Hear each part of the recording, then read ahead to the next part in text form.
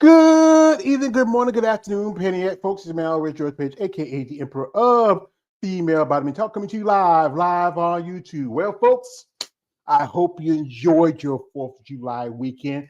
Now it's back to work, back to the grind, I didn't do much. I just hit the house, chilled out, got a little, bit of barbecue, and that's about it. Firecracker. We used to do that when the kids were younger, but now they're pretty much grown, so. I can't remember the last time I bought firecrackers. But before I start out, I want to give a shout out to the competitors who just Saturday got the Olympic qualification. One lady who I follow that is Alcione Barreto. She has won her, actually her third Olympic qualification, because in 2023 she was in top 3, so she didn't do any more Olympics. She chilled out and just did the main show. At the show that she won her first one was the Portugal Pro. Shout out to Alcione. She's trained by a man I had a pleasure on my channel, Mr. Robert Phil, the master of wellness. Shout out to him. And also to Yulia Galashevich. I'm just going to say Yulia, who got her first Olympia qualification at this show. She was last month. She competed at the Imperial, which took second. And now she's going to be one of a number of Russian competitors going to the Olympia. I might do a thing about that. I might talk about that. So, folks, one story we're going to talk about is most definitely retirement. And just saw recently something that went down. But I have here sitting in the corner my main man, my brother. He is 12 days out from the Chicago Pro. He's tired. He's tired. I told him, hey, brother, you don't have to do this. You can go take a rest. Go sleep. But you know what? What's up, Jay? Yeah. What up, dog? How are you? Yeah. Welcome to you. You enjoy. I know you couldn't do much on 4th of July, like enjoy good food. So how was your 4th? Sat around did nothing, which is good for me. That's smart. I sat around. I said I did nothing too, other than just did some grocery shopping by the first of the month, and that's about it. But anyway, my man, this is going to be his last hurrah. He is going one more time, try to shoot for the brass ring.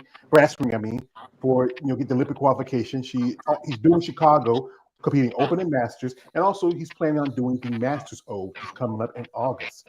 Well, they don't have Open at Chicago Pro this year. It's only Masters. What? Yep. Men's is only going to be women's is Open, but men's is only going to be Masters.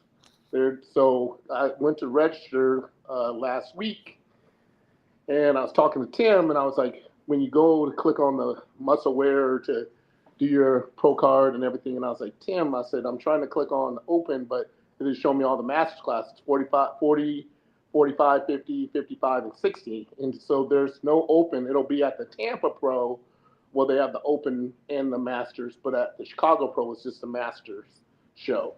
For the men, that is. For the women, it's different. Wow. Oh, wow. I mean, So, now you know how the women feel, don't you?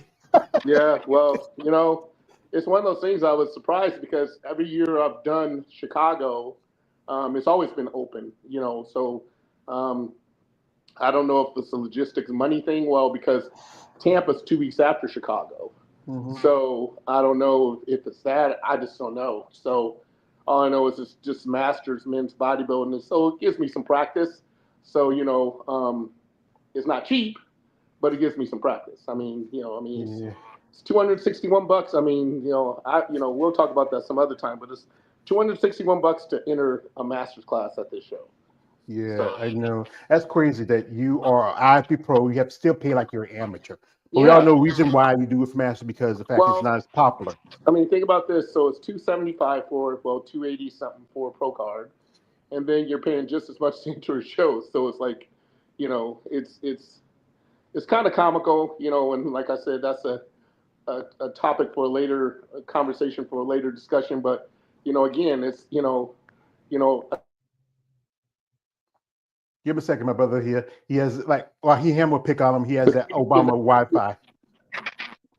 No, it's my watch going off telling me somebody's calling me. But it's telling me so the Gary Udick show is the same weekend. So the Teen Collegiate Masters Nationals is the same weekend as the Chicago Pro.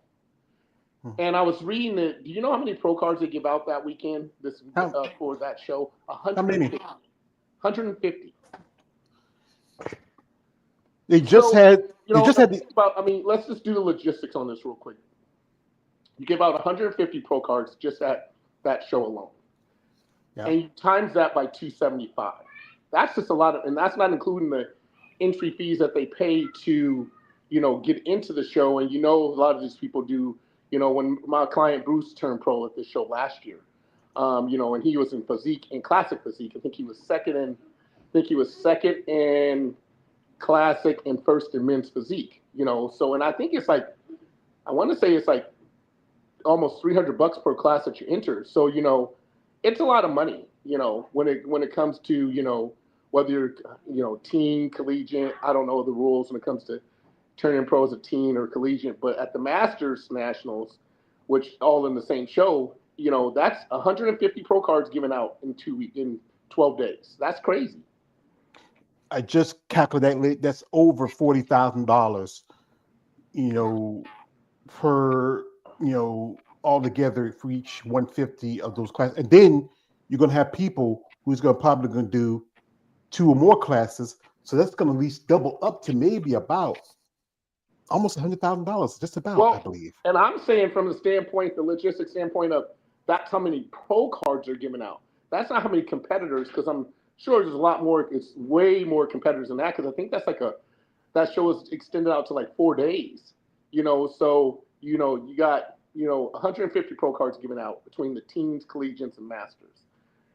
We all know that a lot of these girls will cross over from women's physique to women's figure, women's bodybuilding, et cetera, et cetera. So, except for fit model. Huh?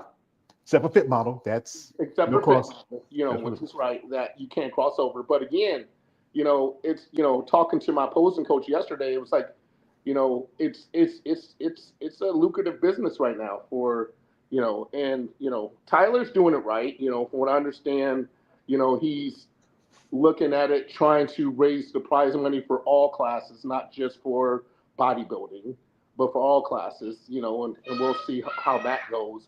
But it's just a lot of money in general. I mean, 100, I just look at the number. I seen it and I was like, 150 pro cards in one weekend on a 4-day week. And then, and I'm not even looking at what the entry fee is. I'm like, times 275 while you do it online, and they give you 2 different prices. Do you want us to actually mail you a card? No, because it's a piece of paper. Or do you just want the online deal, which is $281? So, I'm like, shit, and then, because you got 275, but then you have the service fees.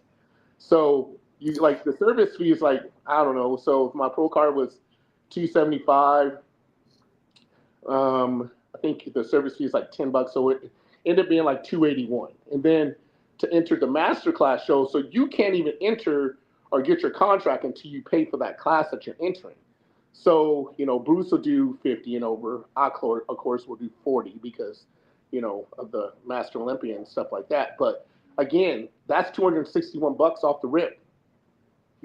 So I don't know how many people, so, but again, at the end of the day, that's what I find a little, the trickery when it comes to this is, especially for the master's classes, is that I don't think that they understand that getting a pro card is not the same as getting a pro card in the open, which I got my pro card in the open, but I'm 52 now, so I can compete, and I still got, that's why I was going to do the open and masters, because I still got, I'm in great shape. I'm excited for this show.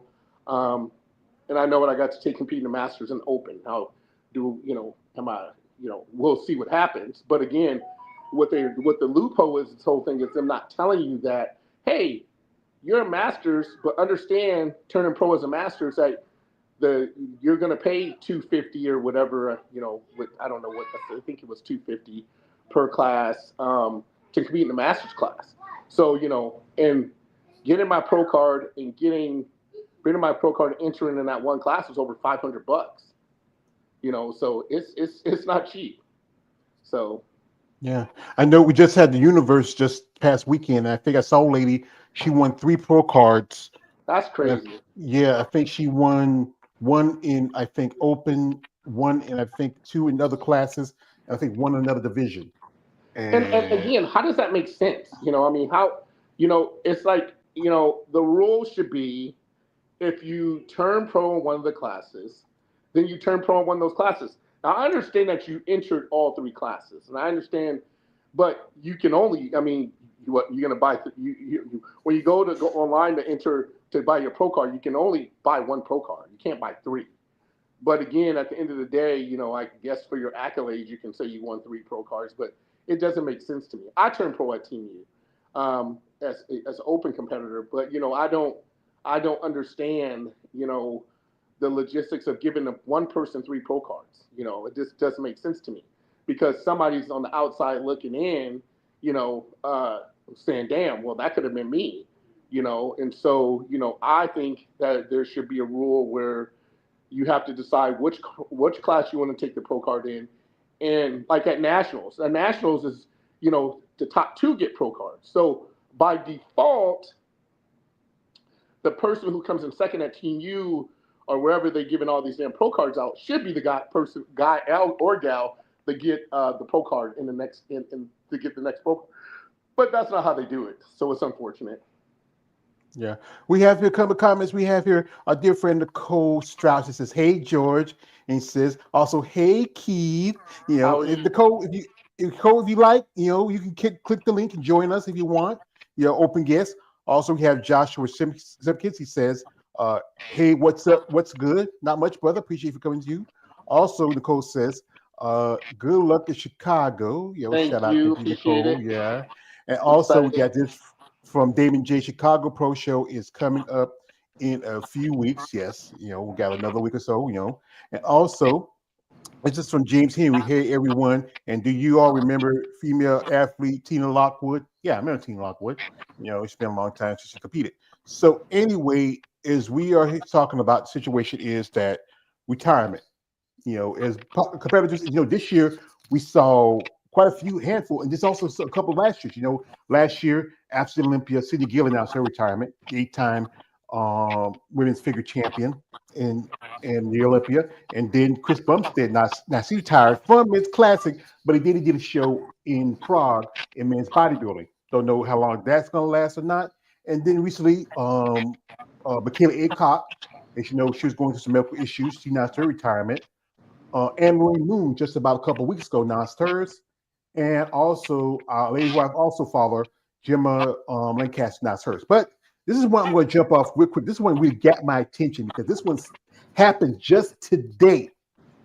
If no one knows, as you know, yesterday was the Portugal Pro, and with top three competitors, we had winner Yulia, who won. This is her first Olympia. She's from Russia. Number two is right here, Anna Prince. My man David interviewed a while back, and also number three is Carla Cruz. But just recently, right here, Anna announced her retirement.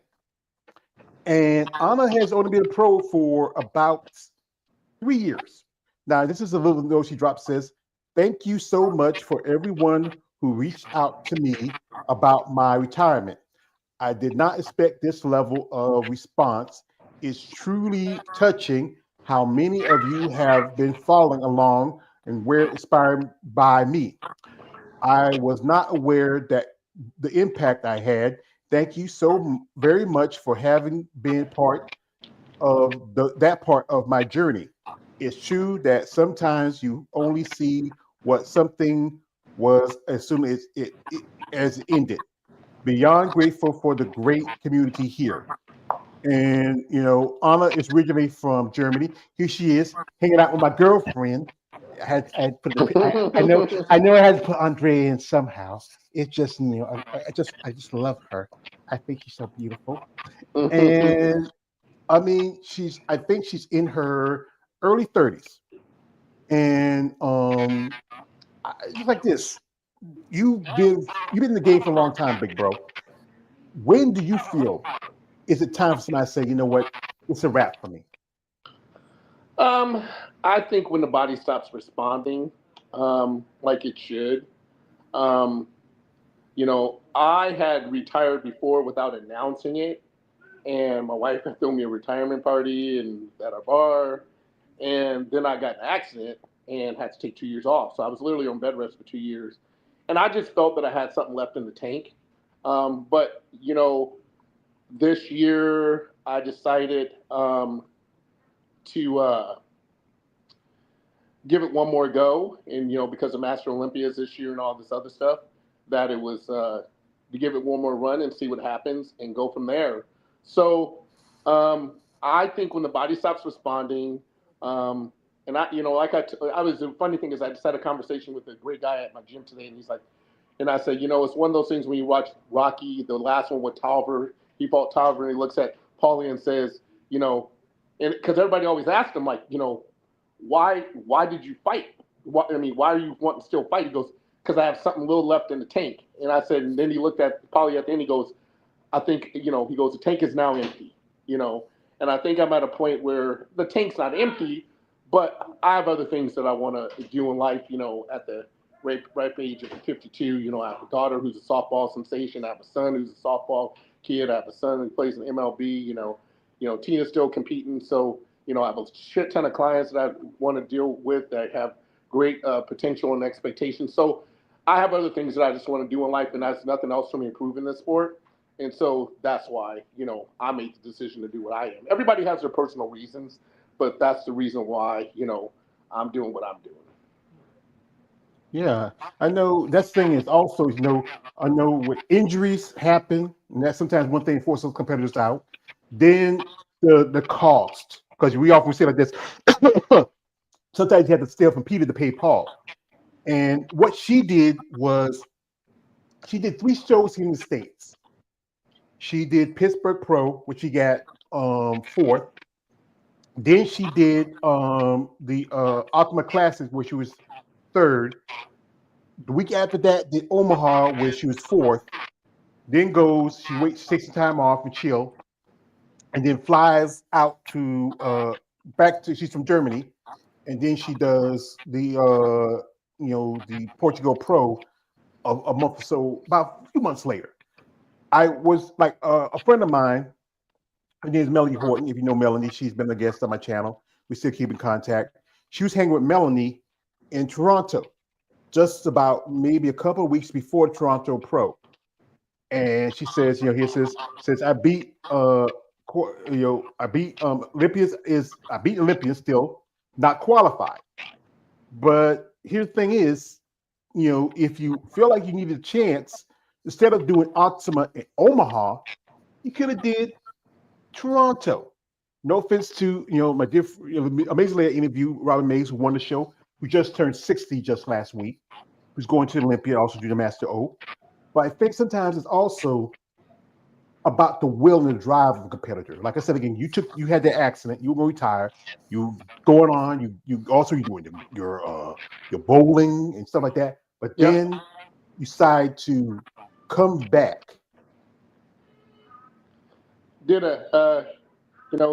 one of those things like, MJ, he wanted to go try something different, went to go play baseball for a year, to take his mind off of basketball, but he understood his passion and his, as much as he loved baseball, basketball was his thing. And so, again, me was like, I think I have a little left in the tank, and being on bed rest for 2 years and just chilling and just thinking about it, and wasn't happy with what was going on with the IFBB. But here's the thing, this is my approach going into this year. I can't let the judges define who I am. I can just go in there and bring my best package and not worry about the judges, and I think I got caught up in that for a long time as a competitor, and a lot of competitors do. Like, am I ever going to get that call out? Am I ever going to? Are they going to let me win? What's all these different things. So that being said, I was like, you know what? It's not about them anymore. It's about going out on my own terms. And God, I can't remember the guy who he did Reno, and he didn't make the top 5, but he retired at that show, and JoJo, and JoJo, announced his retirement there, and it was his last show, and he went out on his own terms, and it was cool. And so, sometimes you just get to a point in your life where you're like, enough is enough, and that, you're tired of putting your body through this. You want to be normal. And I have other things. Like I told you, I had a conversation with a guy at the gym. I'm like, I love scuba diving. I scuba dive with my dad. I love, hunting. I love coaching my daughter. I love watching my son play ball. I love supporting Tina when she competes. So there's all these other things that I have going on in my life that I have, and I love bowling, of course, that I have going on in my life that makes me sit back and says, what am I getting? And Jason, one of my guys I competed with a long time ago, said it best. He goes, use the sport for when you can get out of the sport, not what the sport can get out of you. Because at the end of the day, unfortunately, these judges and people really don't care about what our personal lives, our children, our families, the things we sacrifice and give up for. And I just listened to an interview with Flex the other day on a podcast with a guy from Overcome, and he was like, when I competed, birthdays and holidays and things like that, and like you said, 4th of July didn't matter because I was always in competing mode, so I had to give up a lot to gain a lot. Now I'm giving up a lot not to gain much. So it gives me an opportunity to now not miss out on the past. Like, and again, it's like one of those things when Ronnie said, he's facing more health issues now. And when he said, I would do it all over again, I'm like, it's no way. I don't care about how many titles I win. It's no way with my little 4-year-old running up the stairs now and my daughter about to go to pitching practice right now. Would I want to give up not being able to coach her, not being able to run around and chase his little ass around the house, not being able to, watch my Very good. son play basketball, things like that, bowl, hang out with my buddies, bowling and traveling and things like that. So there's more to life for other people. And Dorian Yates said it best. There's life, and this resonated with me really well. And I think this one, I finally came to the conclusion that I want to retire. It says, there's life beyond bodybuilding. He was out on the beach riding a horse with his wife or girlfriend or whatever. And I was like, he's right. There's life beyond this for me. Tina's different. She's up and comer. She is, you got some classified pics the other day and she looks fucking phenomenal.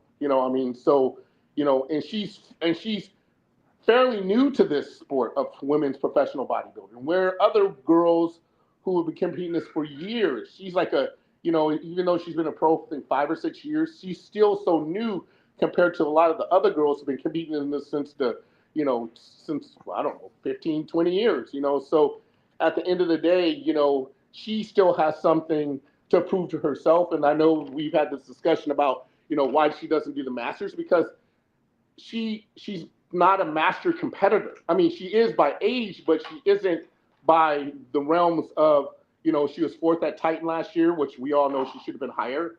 But she's a hybrid competitor that understands that, she has a lot to offer in the open women's bodybuilding where, come on. I mean, and if you think that's something, wait till you see her now.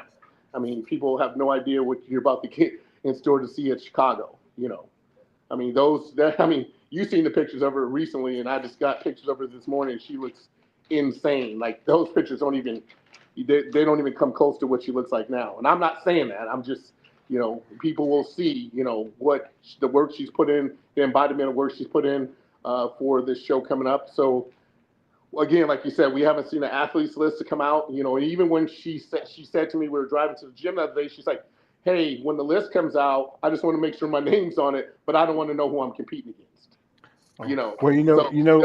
Well, one thing I'm gonna do this. I won't tag her in because with me, I'm gonna post it. I won't tag her in it. I make sure I put her face in it. She's not on social media anymore, so she doesn't do Instagram, so she won't see it. So okay. She won't. She's not on social media anymore. She's on Facebook because that's our fan page, but she doesn't even do social media anymore. She doesn't post pictures or nothing.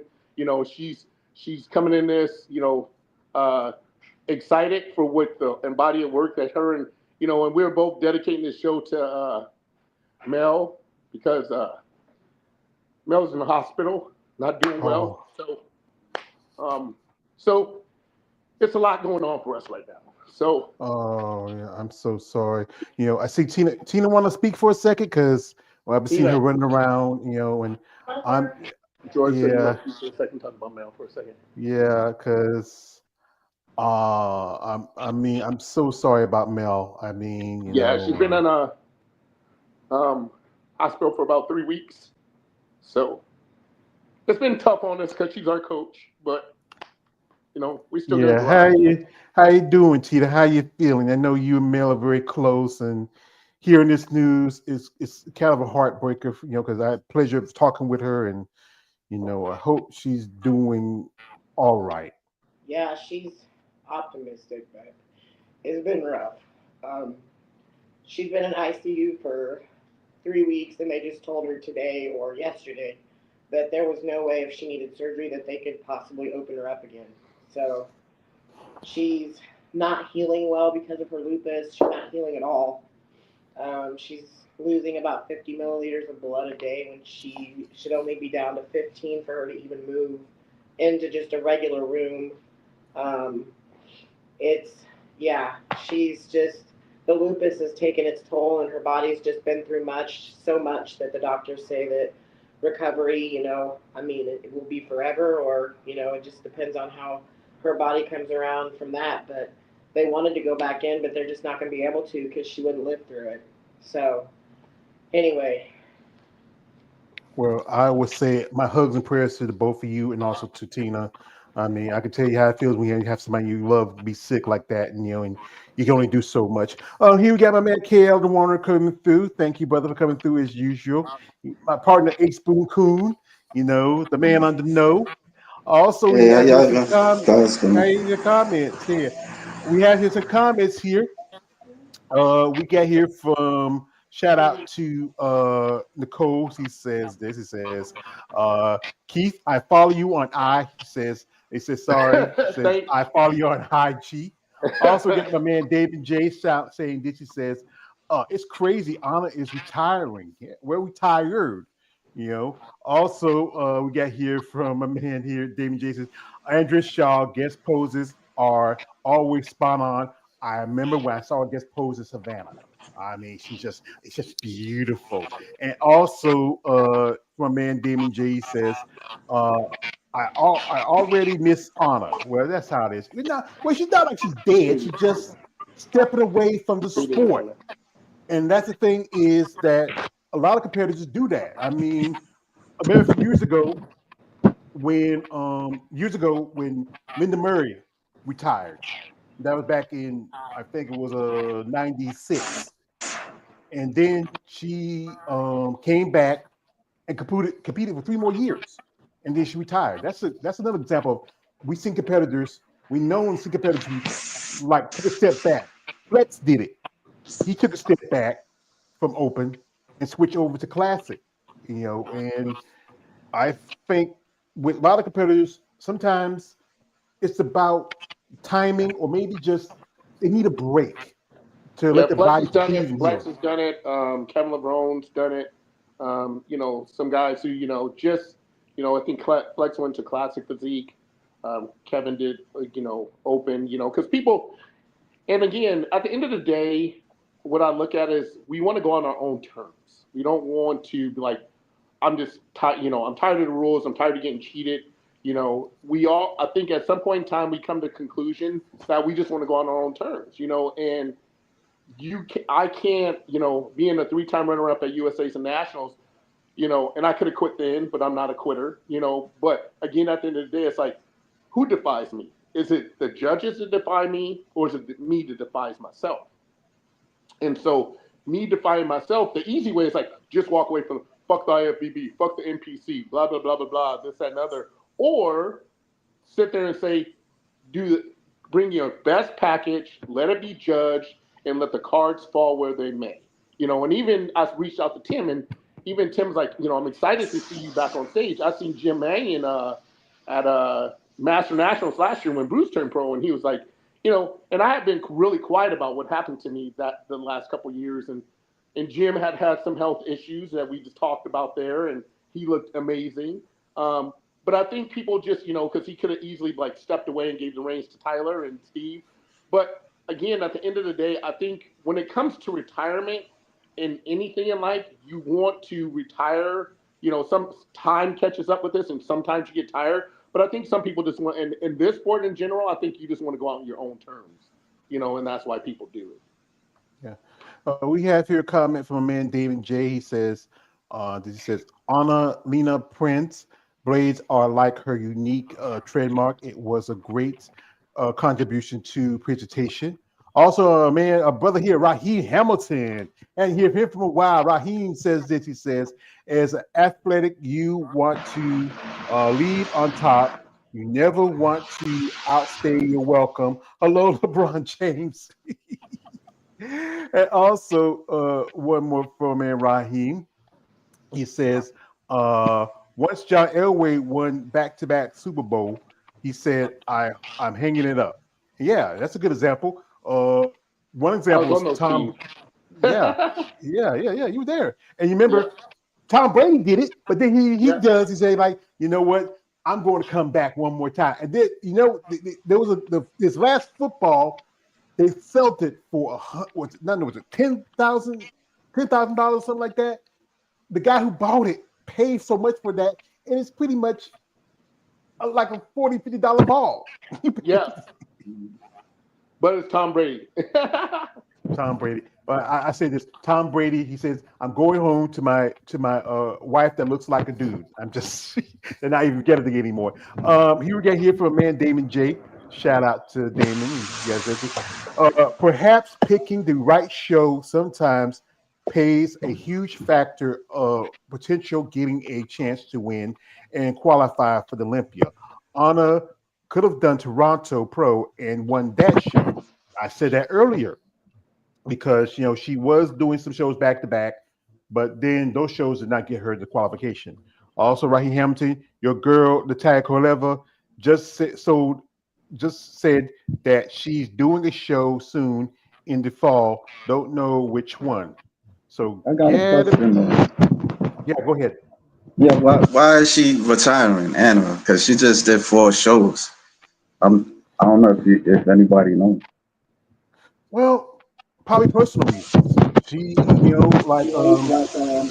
she's probably frustrated because she did shows back to back, but didn't get qualification. Like here, like she was at Portugal, and and so again, she's from Germany, Yeah, and it would have been smarter to do this. To focus on the shows overseas first. There was at least 2 shows, counting Imperial, which is in Spain, and the Portugal Pro.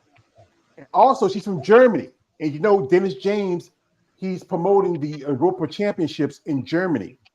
That's in your own backyard. So you come all the way to America, do 3 shows, do Pittsburgh where you hit top 5, because you got to think about it. You'll go up against at least 3 Olympic competitors that show. I mean, there were at least 6, but 3 were in the top 5: Natalia, Richard Daniels, and Sharonica Hinton. And like I said, she has great shape, great conditioning, great development. I think it's about timing. Like Damon said, I think Toronto would have been a better show for her because there was a good amount of ladies who looked very impressive. But I think if because she was working with Melly Horton, Melly had a video with her and Anna working together. well, I she think that was would. competing in with recent show. Was she competed in what, the United States, in America, or what? No, she just did this show here, the Portugal Pro. Okay, That was yesterday, yeah, and she was one of she took second place. We had at least 10 ladies in women's physique. Supposed to be 11, but one lady dropped out. The winner here is right there. That's Julia, who won the show, and she is right here. She took second. Carla Torres, she took third, and here's the rest of the lineup. And she was in the top 3. She took second in the show. She was close, but here's she's a comparison with her and Julia. She could have, I don't know. I'm not a judge, and my big brother's a judge. I don't know what critique what would the judges found they want to get over Julia, and I Well, know it's probably frustrating. again, at the end of the Go ahead. day, it's like it's I've heard this my whole entire career. It's like comparing apples to oranges and what one judge likes versus another judge.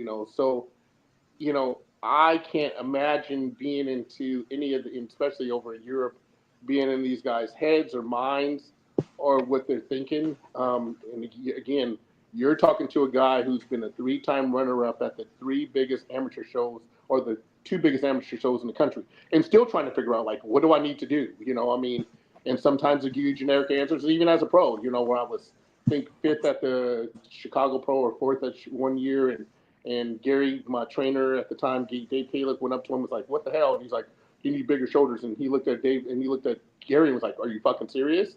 That the answer you're gonna give us?" When I was at nationals, somebody said, "Oh, he needed," Jim Mannion told Chris Kamara that I need a different cut on my posing trunks.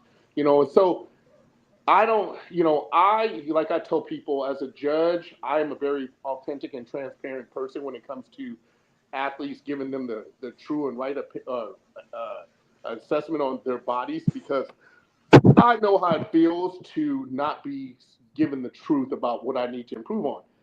And KL, when you ask the question, why do you retire? For these ladies, again, we've talked about this for the last year to 2 years. It's expensive to do this. I mean, it's not cheap. It's the travel, it's the suits, it's the hair and the makeup. I mean, shit, Tina's doing her own makeup this show at the Chicago Pro, and she just got an offer like, "Oh, we'll do your hair and makeup for $250." And no offense and all, I do believe that she does a better job herself. So $250 for hair and makeup. I mean, thank God we're both sponsored by Michelle Hibbings, who has Arm Fit Suits. Does and like you said, she's done 4 shows this year. The shit gets expensive. On top of the supplementation, on top of the diet, on the travel. So when you ask the question, would be like you're paying, like George said, you're robbing Peter to pay Paul. So at the end of the day, it's like, how long do I want to do this? How long do I want to chase this? Because I'm sure she's making money training people, which I make a ton of money training people. And like I said, I always go back to what Jason said. He started a supplement line, and now you see these guys retiring, Ronnie and all these guys retiring. Kai Green, his net worth when he was competing was probably like 500,000. Now it's like almost 10 million. He's got a shoe line, he got supplementation. Because I mean, Kai Green, right? I just seen a picture of him. He could still compete. He's a New York boy. He's from where you're from, homeless. Lived in a men's shelter, but he understood. He said it to me. If you go to YouTube, there's me, him, and CT Fletcher when he walked away from the Olympia and didn't compete that year, and he says they didn't want to give me what I deserve. Like they didn't want to treat me like they treated Phil. And if there's a podcast that I just listened to about Flex talking about the way Weider treated athletes. For one, I was a Weider athlete for a few years, and it's a 1-year contract. So every year your contract's 1 year, and that's from the male standpoint. But getting back to what you're asking, KO, it's like it's expensive for these women to compete. It's like very expensive, and if you don't have the financial resources, and I mean, thank God, we've done well for ourselves and don't have to worry about that. But I mean, $275 for a pro card, so times that by 2 for me and Tina. The travel, the food, the hotel. I think the cheapest hotel at the hotel in Chicago is like 2 something. And we'll be there for 4 days. Not implementing the fact that she's from Germany and whether it's Portugal or wherever she's coming from, she has to travel. And so you got to travel, you got food, you got your coach, if she has a significant other, all these things starts to add up. And yeah. Over time, it's like, it's expensive, so, some people just walk away because they're like, and then at the end of the day, it's like, say for instance, she didn't retire and she was to compete at the Olympia. And the top prize money at the Women's Olympia is $50,000. We know Andrea Shaw, Angela Yo. We know these girls are solidified top 3 competitors. And the black girl, what's her name? Ashley Jones. Ashley Jones. So outside of that top 5, there's no money. Whereas in the Men's Olympia, the top 10 get money, and only the top 5 or maybe 6 at the Olympia get money. 5 get money in women's. So, and it's not nowhere close to the money that the men get So at the end of the day, you're like, what am I doing? And, am I doing this? I mean, it's an expensive fucking hobby. At the end of the day, if that's I get it. I understand you love the sport, but do you love the sport that much to put yourself in financial ruins for it? Is the Wait, question. wait about to say, Kev? No, I was saying I understand now that you explained it, but I was just saying it to like because she from what I know about it, she wasn't like competing too long, so it was like almost like yesterday. That's how I see it, that she was Well, competing. well, she's only been a pro for 3 years. Her debut was back in 2023. She did at least 3 shows that year, I believe. That And still ain't a long time. That ain't a yeah, long time. I remember I interviewed Miss Rebecca Woody. She did 1 show and she was done.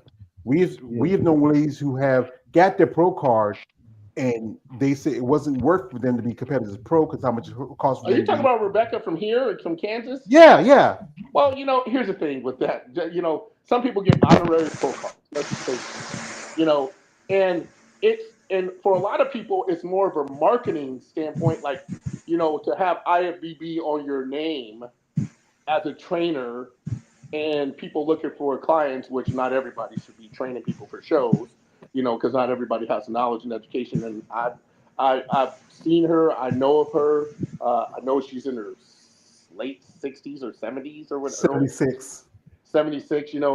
So what is she really gonna do? Of course, I mean, it's like if they had and I don't know how this thing is gonna fall out in well, you win your class at the Chicago Pro Masters class. But ain't no 60-year-old dude's gonna stand on stage me competing, and I'm competing in the 40, and I'm 52, so I can compete in the 52. But again, I want to make it fair to the guys, that are, because you got to qualify for the Master Olympia in the 40 class. You can't compete in the 45, 50, 55, 60. You can compete at the show, but you can't get to the Master Olympia. You have to compete in the 40 class. So I found it not fair to me to compete against guys in the to goes like, well, I already qualified for the Master Olympia, so I'm gonna do the 50 class because I know I would win. No, and not being arrogant, I just know I would. But so I'm going to stay as competitive as possible. Somebody like Rebecca Woody is going to do it, and I've known people like John Meadows competed. God rest his soul, competed for years. I think it turned him like 17 something years to turn pro. And God, I can't remember the guy who beat me at North Americans, and I told him I'm going to pro cards where they're just tired of seeing their faces, and they just give him a pro card, and move on, not knowing that they're not going to do. Abbas Katama, he beat me at North Americans, and he had been there for like 4 or 5 years as a runner. And so it's like finally just gave it to me, I mean. And so it's one of those things where some people just understand the realization of I got this pro card, but I'm not going to be able to do much with it. So I might as well use it as a marketing tool versus going on stage and competing and not being very competitive as even a master competitor for that matter. I understand. Mhm. Yeah. Here we got comments from my man Raheem Hamilton. He says this. He says, bodybuilding is a stepping stone. It's not meant for long term. Well, some people see it more like long term. I know it's not long term, but some people see it like that, especially competitors. Tina is Amazon. What a presence! Thank you, Damon J. Also, he says this says I'll be cheering for Tina. Hope she does well in Chicago. We're also cheering for my man Big Keith too. I mean, hope he does well in Chicago too. Also, we got here from my man Raheem Hamilton says I think going out on your own term is an issue. And Yeah, why is that an issue? Is a question I would ask. Well, I think his mindset is feeling like, you feel like you have unfinished business. And this girl was very close to maybe getting a little bit qualification. Like I said, Dennis Chan got a show in Germany. And I Again, think that here's a question. Here's a question that you have to ask yourself, not to cut you off, just so I don't lose my train of thought. What is your goals and expectations to get to the Olympia, or is your goals to go to the Olympia and be actually competitive in the Olympia? And we don't know that. I mean, that would be a question that you have to pose to her. So when I say Raheem going out on my own terms, meaning like okay, like I said, the Rocky trilogy, because I'm a huge Rocky fan. I feel like I have something left in the tank. If I looked in the mirror tomorrow and being with my posting coach Robert Wickman yesterday, and didn't feel even in the master class that something's just not right, something's not happening right, something's not popping, things like that, I wouldn't get on stage because I don't want to embarrass myself, and I don't want to waste my resources on something like this. I'd rather go there and just cheer on Tina. But again, at the end of the day, what I realized, I'm like, you got something still left in the open and the masters classes that you can still bring to the table.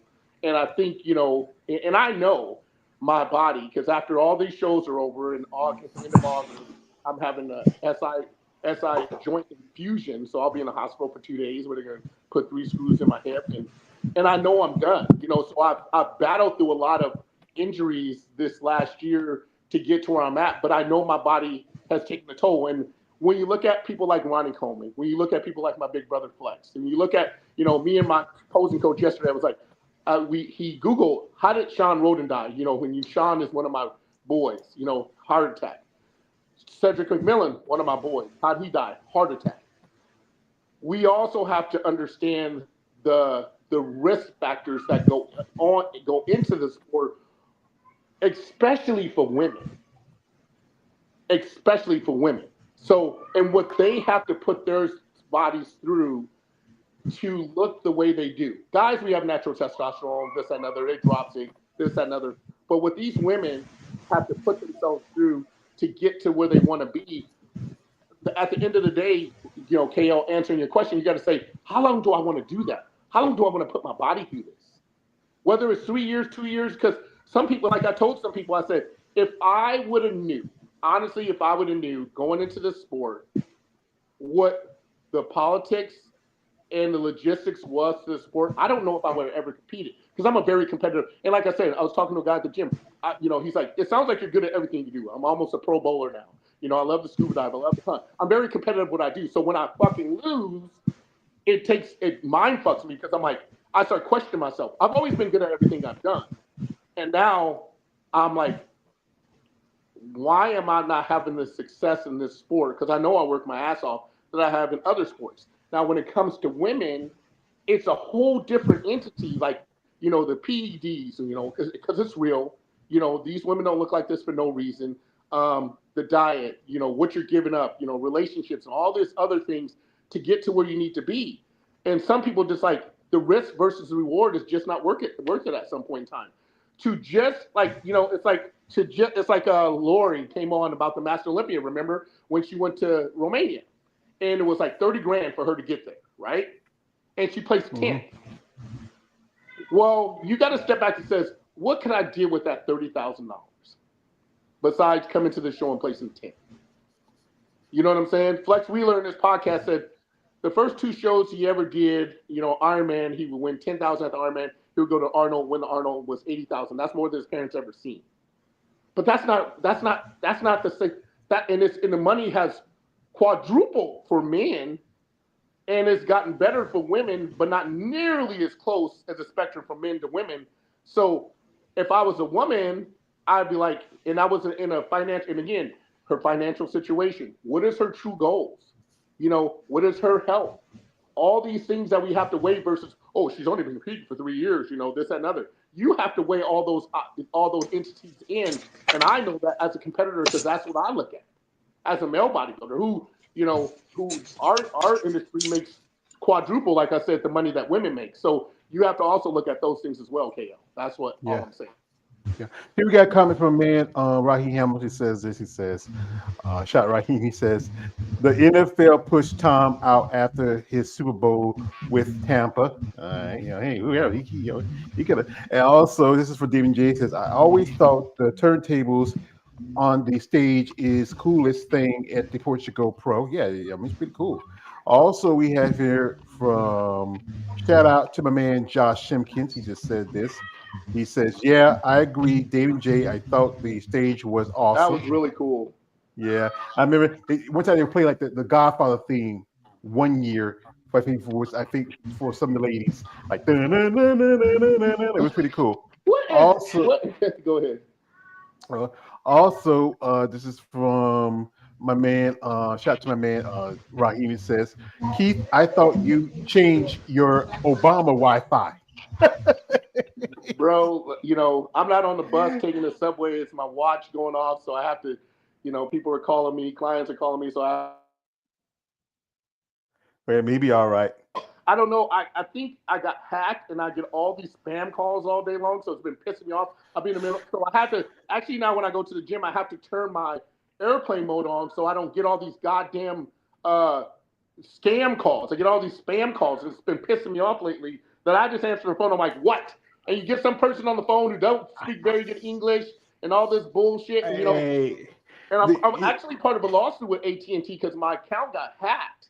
And so I like, yeah, so like all these people got my information. So I had to change a bunch of stuff with AT&T. And I've been with AT&T for like 20 something years. But there's a big settlement that's going on where they're having to pay a lot of people. But at the end of the day, Raheem, when you sit there and say, and again, I just said this if you were listening, somebody like Tom Brady doesn't need to prove himself to anybody anymore. It's about you have, his business mantra is like a Patrick Mahomes. You don't need the money. You don't need to play anymore. You need to start enjoying life, spending time with your family, and looking elsewhere for your other business endeavors. Like Michael Jordan. I mean, this dude is worth a goddamn. I can't even remember how many billions of dollars he's worth. LeBron James worth billions of dollars. But these guys also took care of their bodies to be able to play as long as they did. And at the end of the day, it basically boils down to what is your purpose in life now?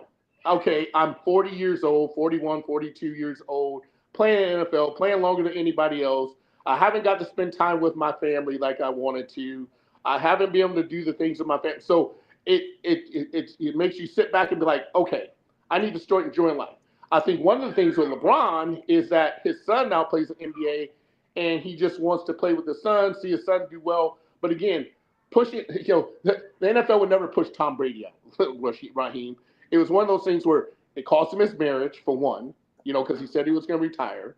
And then you got kids, you got business, other business. I mean, hell, he's a part owner of the Raiders. He's a part of United Airlines, one of their representatives for United Airlines, and et cetera. He owns part of the, I want to say the Las Vegas or the NBA team. I think the Las Vegas team in for basketball. So there's other things that there's nothing else. Like if Patrick Mahomes walked away right now and retired right now, you couldn't say nothing because the dude is going to be rich for the rest of his life. And the way he's delegated his money and financials, it was a smart decision. So some people just walk away because they're like, what else I don't have anything else to prove, but I do want it's like the guy from the UFC says, I don't care about the money. The money that I make now is to create memories with my children.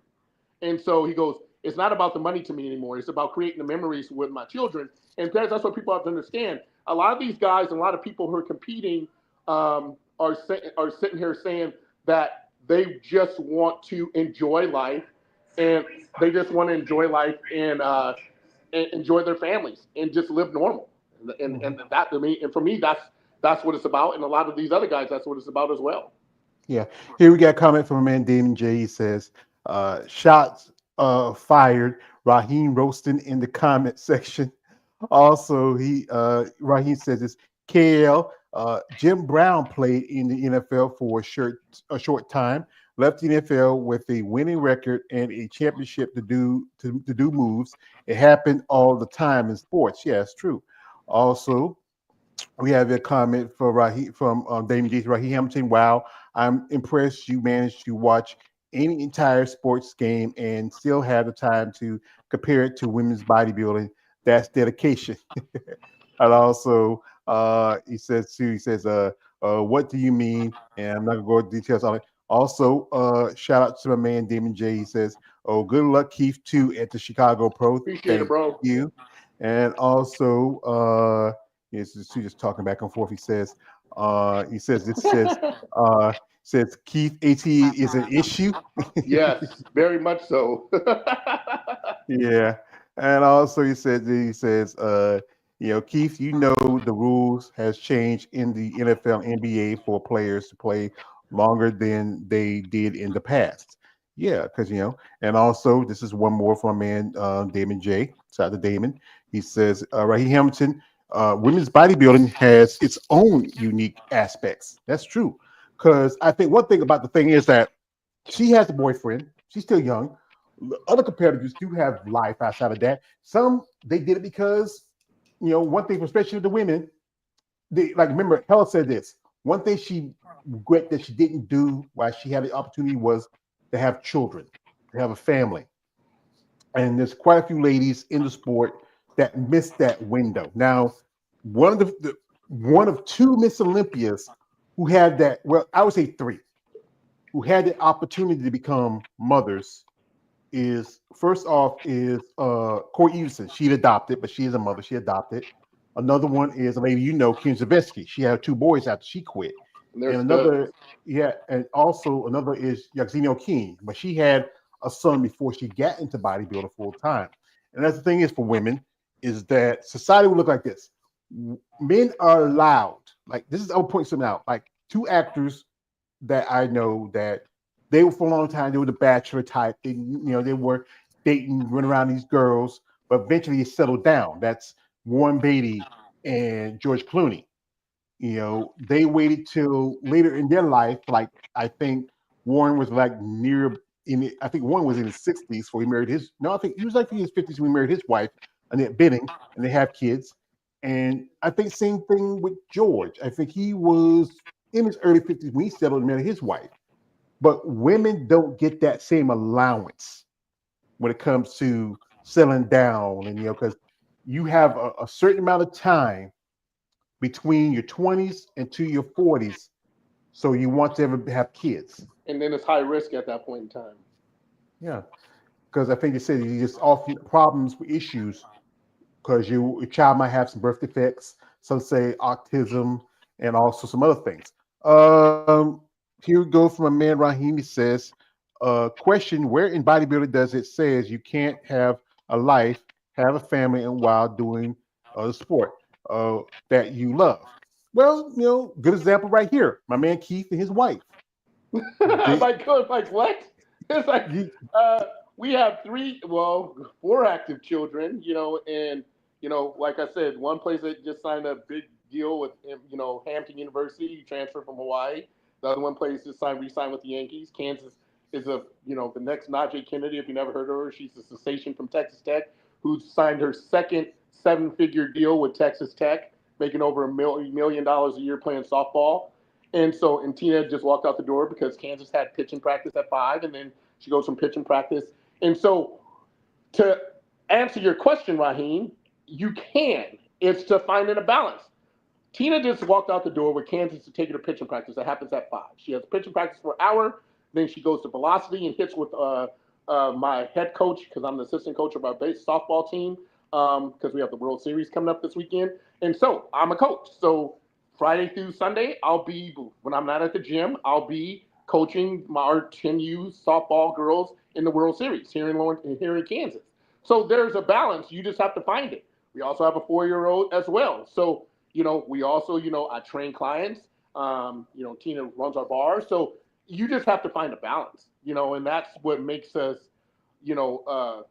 complete. Not everything goes perfectly as planned, but you just have to find a balance. So you can do it. It just depends who the person is. Like Samson Dua, who I love to death, who's my boy. Every people ask him questions. Do you guys plan on him? He goes, my dog is my kid. And if you ever seen a relationship with him and his dog, it's amazing. I love it. It's great. His dog goes everywhere with him. Like what's the guy's name who Michael Hearn. Him and his girl. Michael Hearn's I don't know what his claim to fame was. I think American Gladiator or whatever. But his dog is that some people pets are their children. I mean, so again, you just have to find. If you look at what's her name, Hunter Henderson. Her dog travels with her everywhere. Her child dog was with her at Titan last year. A little mini pet bull, whatever the heck you call the little smush face dog deal was with her. So again, at the end of the day, it's just finding a balance. So you can. It's just are you willing to? At the end of the day. yeah. Recently, a lady who I follow, she competed a while back at Ultima, also with the Anna is Gemma Lancaster. Gemma is from the UK. And also, she's a mother. She has 3 kids. She's been competing for 12 years. She posted this when she announced her news that she was giving up bodybuilding after making her U.S. debut at the Ultimate Classic. She's done quite a few shows overseas. She did the Mania Muscle Fest a few times, and she competed also at the Europa when it was in the UK. And just said, Gemma, she decided that it was time for her to walk away. We'll pull this video and watch y'all get y'all response. So basically, I've reached a new stage of my life where I didn't just want to be strong. I want to look after my future self. So I've decided to step away from the stage and focus on fitness, on health, come off all steps, and do a new challenge. And the new challenge is going to involve severe fitness, and it's going to push me, but it's going to be a gift to my future self. So this is my first road run as a bodybuilder, retired. I'm going to share my journey as I go along. Well, I'm looking forward to sharing it with you. I hope that it can motivate somebody to just go for it, push outside the comfort zone. You know, I've given 12 years of my life to bodybuilding. I don't hate it. It's just time to step away now. You know, put myself first. And I know I can be a savage. So let's lock in. Here we go. That's really, that's really great for her what she's doing. I mean, I think Gemma had a great personality by herself. She actually started out, I think, early in her career doing CrossFit. Been following on social media. Uh, Maybe someday get a chance. I'd like to do an interview with her, get her thoughts about this. Also, here she is right here again. Bodybuilder for the last 12 years and a professional since 2017. I am so blessed and grateful to have been able to travel the world with the sport and compete alongside the highest level athletes in the world, and to which I will never forget. I'm so happy and proud that I've done that. I've won multiple universe titles, world titles, I've had a good run. But now my focus has shifted, and it surprised me a little bit how quick this decision came. Now I'm stepping away from that, and I'm really focusing on longevity, on my health, on my fitness, and I'm undergoing some serious training right now, and I'm absolutely loving it. I feel like a new woman. Today absolutely killed me, I swear. It was such a good session. I feel alive. Take a look at how today's training went. See what you think.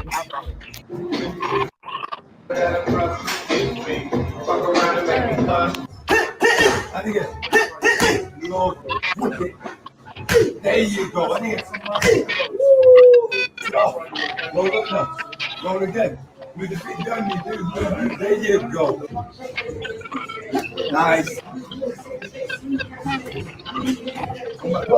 There you go.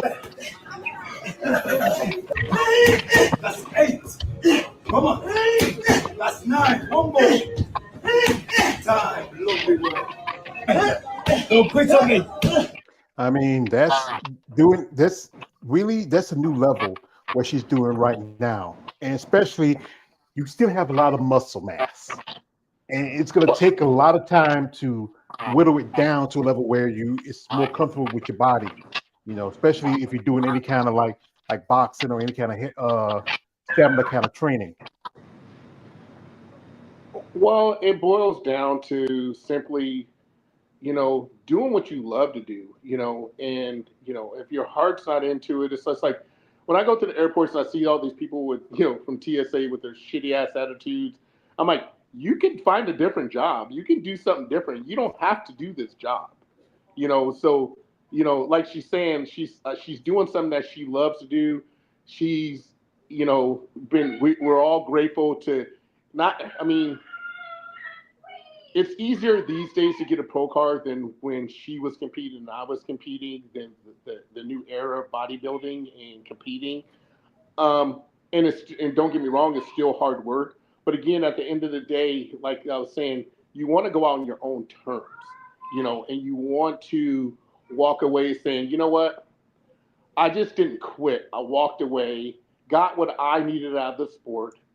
The sport got what they needed out of me at the end of the day, and I'm done. And she's happy, and living life to the fullest. And like I said, always reflect back to Dorian Yates on the beach riding a horse, and he's like, you know, for those who don't understand, there's life after bodybuilding because, like me, I play I've done a multitude of things, so I understand there's, I like to scuba dive, I like to hunt, I like to bowl, I like to coach my kids and this, that, and other. But some people, I mean, in their careers have been so locked in to just competing that that's all they know. And if they lose that, then who are they? And that's a soul searching thing. But what do they do next? So I think when this topic, as we have talked about this topic over time, and me thinking about it, it's like, for some people, they just don't know what to do next. What's the next endeavor for them? You mentioned Sid Gilman. Sid Gilman's at a rape age where she can still have children. She's still healthy. She has, business endeavors that she still wants to accomplish. And I imagine that's the reason why she retired. Chris Bumstead has a wife, has a new baby, has given everything that he possibly give to the sport. I thought he was going to retire a couple years ago, actually, because he just kept talking like in terms of like, I don't know if this is for me anymore. He's a very successful, clearly the best classic physique competitor that we'll ever see on stage ever again, kind of like a Ronnie Coleman. But again, at the end of the day, when you have family and you have a relationship with a significant other, and you have all these other things that you want to do together and accomplish, that has to supersede this at the end of the day, because again, you don't want it to take, people always ask me and Tina how we make it work. We don't let it, it's a part of our lives and it's a job for us, but it's not our lives. Our lives revolve around our children. Our lives is me going out and watching my daughter play softball and kill it in the hot ass sun, being a first base coach and being in the dugout all day long. Watching my son on TV play basketball. Because I have, now I'm living vicariously through them. So again, it's not about me anymore. I'm 52 years old. I've accomplished everything I want. And some of these athletes accomplished everything they want. So now we're sitting here saying, okay, let's sit back and watch our family, our children, our significant others, accomplish the things that they want. And I think when you get to that place, and again, Dorian, like I keep saying, Dorian more than anybody, when he said that to me, it will always resonate to me. There is life after this. And if you don't think there's a life after this, you really, really need to check yourself, look in the mirror and says, what else do I want to accomplish besides getting on stage? Not unless, I can understand when even Ronnie lost at some point in time. Andrea will lose at some point in time. Chris probably would have lost at some point in time because there's new and upcomers, but I think these athletes that retired and walked away on their own terms, knowing that I've given everything that I gave to the sport. I accomplished the highest accolades. What is there, like Tom Brady, LeBron James, or et cetera, Michael Jordan, what is there left for me to accomplish but besides enjoy life? Because I can't die with my money, so I might as well spend some of the shit and enjoy life while I can. Yeah. They're not going to bury me with the shit. They're not going to bury me with it. Here we got our man Jeremy, aka the Femme Physique fan. He just recently did an interview with IFB Pro Brittany Parrish. Also, he did an interview this afternoon If you want to watch it, you can go and you can follow him and check out his interviews. He's trying to do more interviews, so let's support him and see maybe get some more up for it. So Thank you, welcome, brother. guys. Yeah, yeah. Hey, You're welcome. welcome. You're welcome. Yeah. Yeah, it's interesting that we're talking about what to do with retiring. Did you all see that Annalena Prince, a WPD competitor, she announced her retirement Yeah, we just talked just about that after earlier. this, and it was like, and it's like I posted my thoughts over there. Amanda Mikado was kind of upset that she was retiring, and she posted that over on the comment thread over on Female Bodybuilding Channel because she was like, please don't make that decision now. Rest, give yourself some rest, and then make the decision. I threw in my 2 cents worth and was like, I agree with her because I mean, how debilitating a prep is just one for one show, and let alone on the pro level. And she's not done one but four pro shows back to back. But then it's like she confirmed, she responded and she said, yeah, I've been thinking about this though for a long time. So and just with everything else that I've got going on, it's just like you said, Keith. It's like family comes first, relationships come first, and it's like it's just simply not sustainable. No. All of those things together, it's just she simply cannot sustain it, even though she looks absolutely phenomenal and she's done a wonderful job. I mean, you know yourself, if this is something you simply flat out cannot do anymore, you have to make the choice. You have to decide what the priority is, and don't put this as a priority over family or relationships because this isn't going to last, but those do. Jeremy, you articulated it the best. It's like, what am I willing to sacrifice? And Right. And I remember even as an amateur, I remember sitting at Junior Nationals with a good friend of mine, Miriam, at the backstage of the show, leaning on her shoulder and just sitting there crying for no reason. And it brought me back to a time where I was sitting at the baseball fields with my son, Cody, and I couldn't keep my eyes open. And I remember driving in, I had a big yellow Hummer at the time, and I'm sitting at a stoplight, and Cody's like, Dad, the light's green. And I'm like, I'm just exhausted. And I'm like, it's you. What people don't understand who are in this, who are not in this sport, is what we sacrifice. The time we give up with Right. our children. Exactly. The time you give up with your family. The time you give up with your friends. The time, all these things start to weigh on you. And you sit here and says, is this really, really, really, really worth, qualifying for Olympia?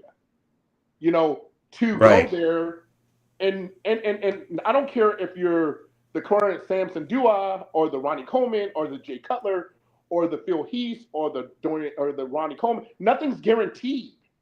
So you're sacrificing so much. And like I told somebody the other day about Ronnie, I was like, to be the biggest, to be the biggest man on the planet and to have to, and now he's having really bad health issues right now. Right. And I Exactly. think and have children and crawl on the stage and be in a wheelchair.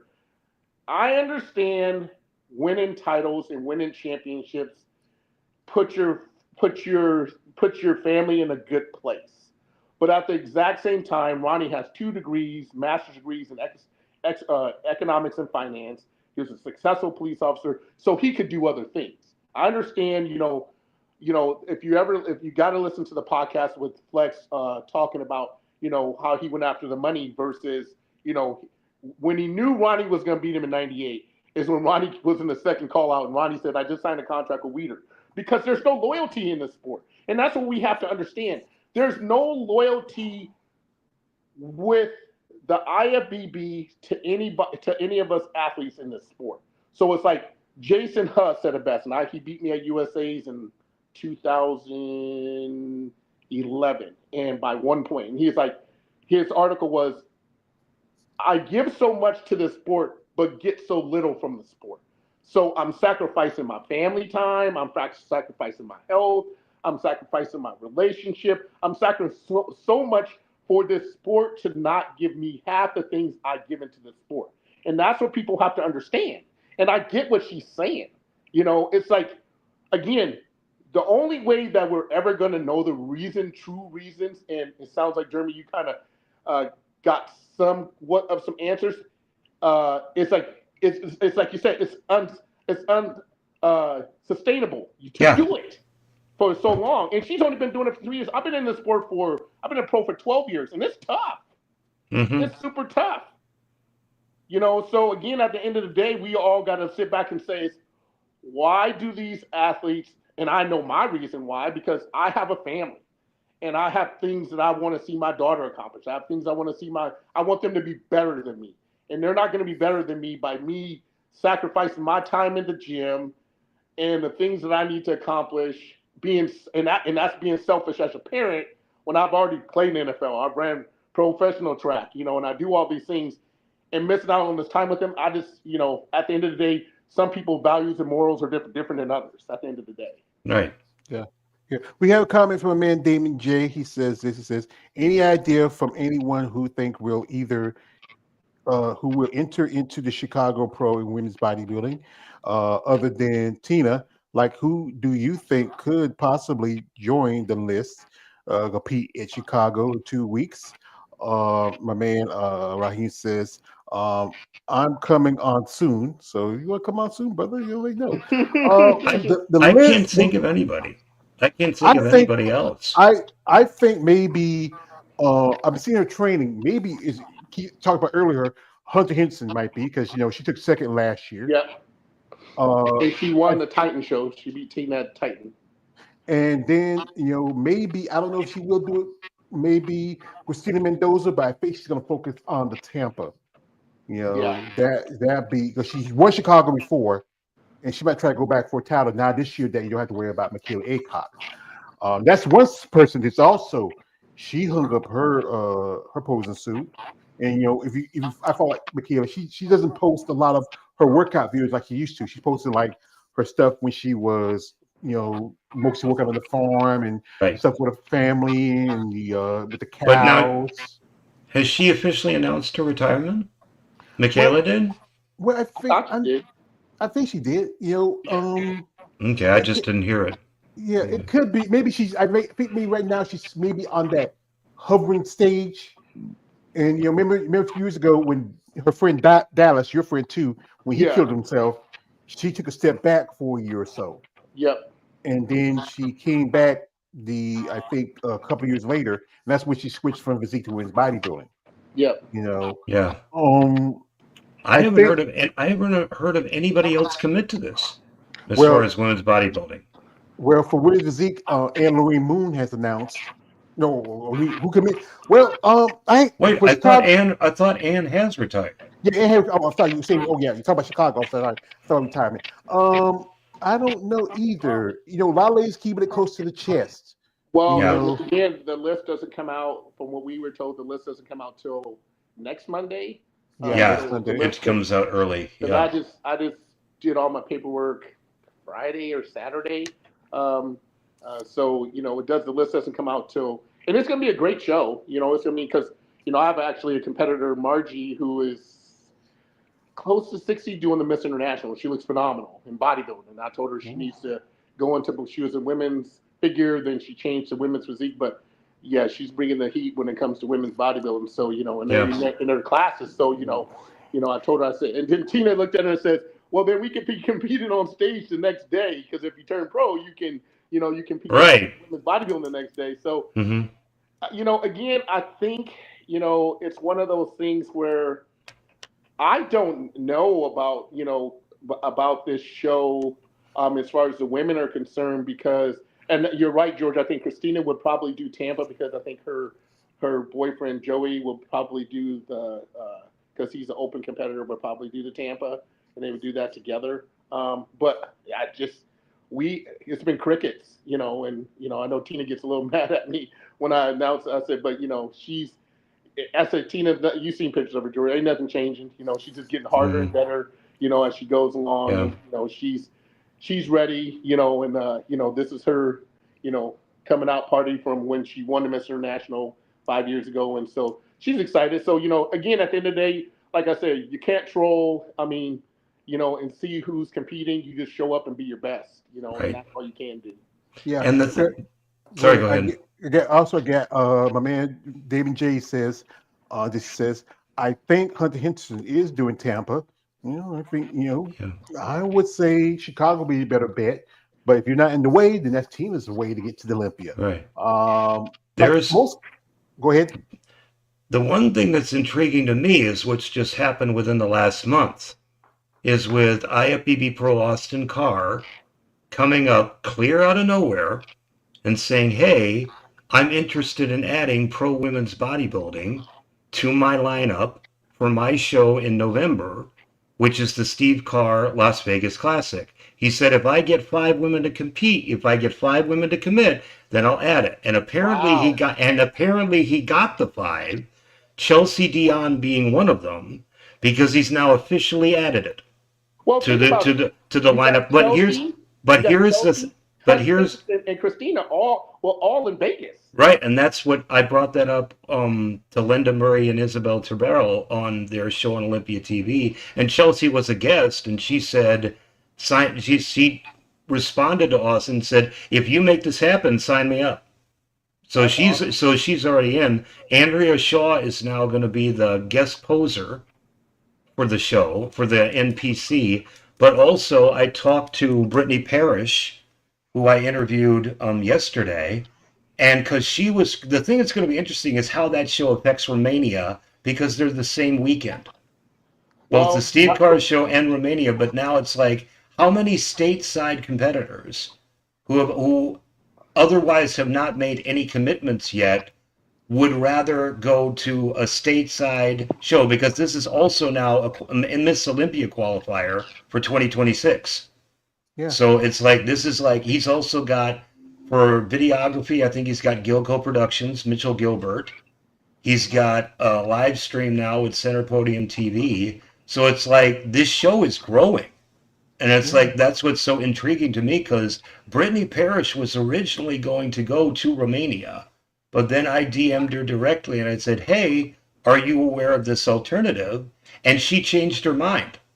So she's going to be making her pro debut at the Steve Carr show rather than the Romania show. I can So tell it's you like, one thing for sure: if Tina does not win the Chicago, she will be doing Vegas.